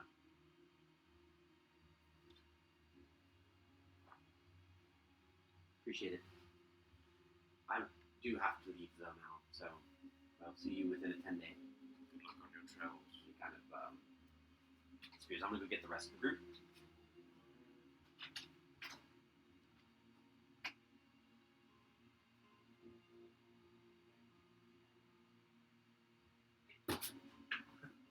Back in. Yeah, just pick him up. Oh, you got something. Go, go, go. Okay. You little special bean. You guys wake up in the morning. You guys full rest. Cool. And you level up to level 4. Oh, fuck yeah. We will begin next week as you guys have arrived at Elturel.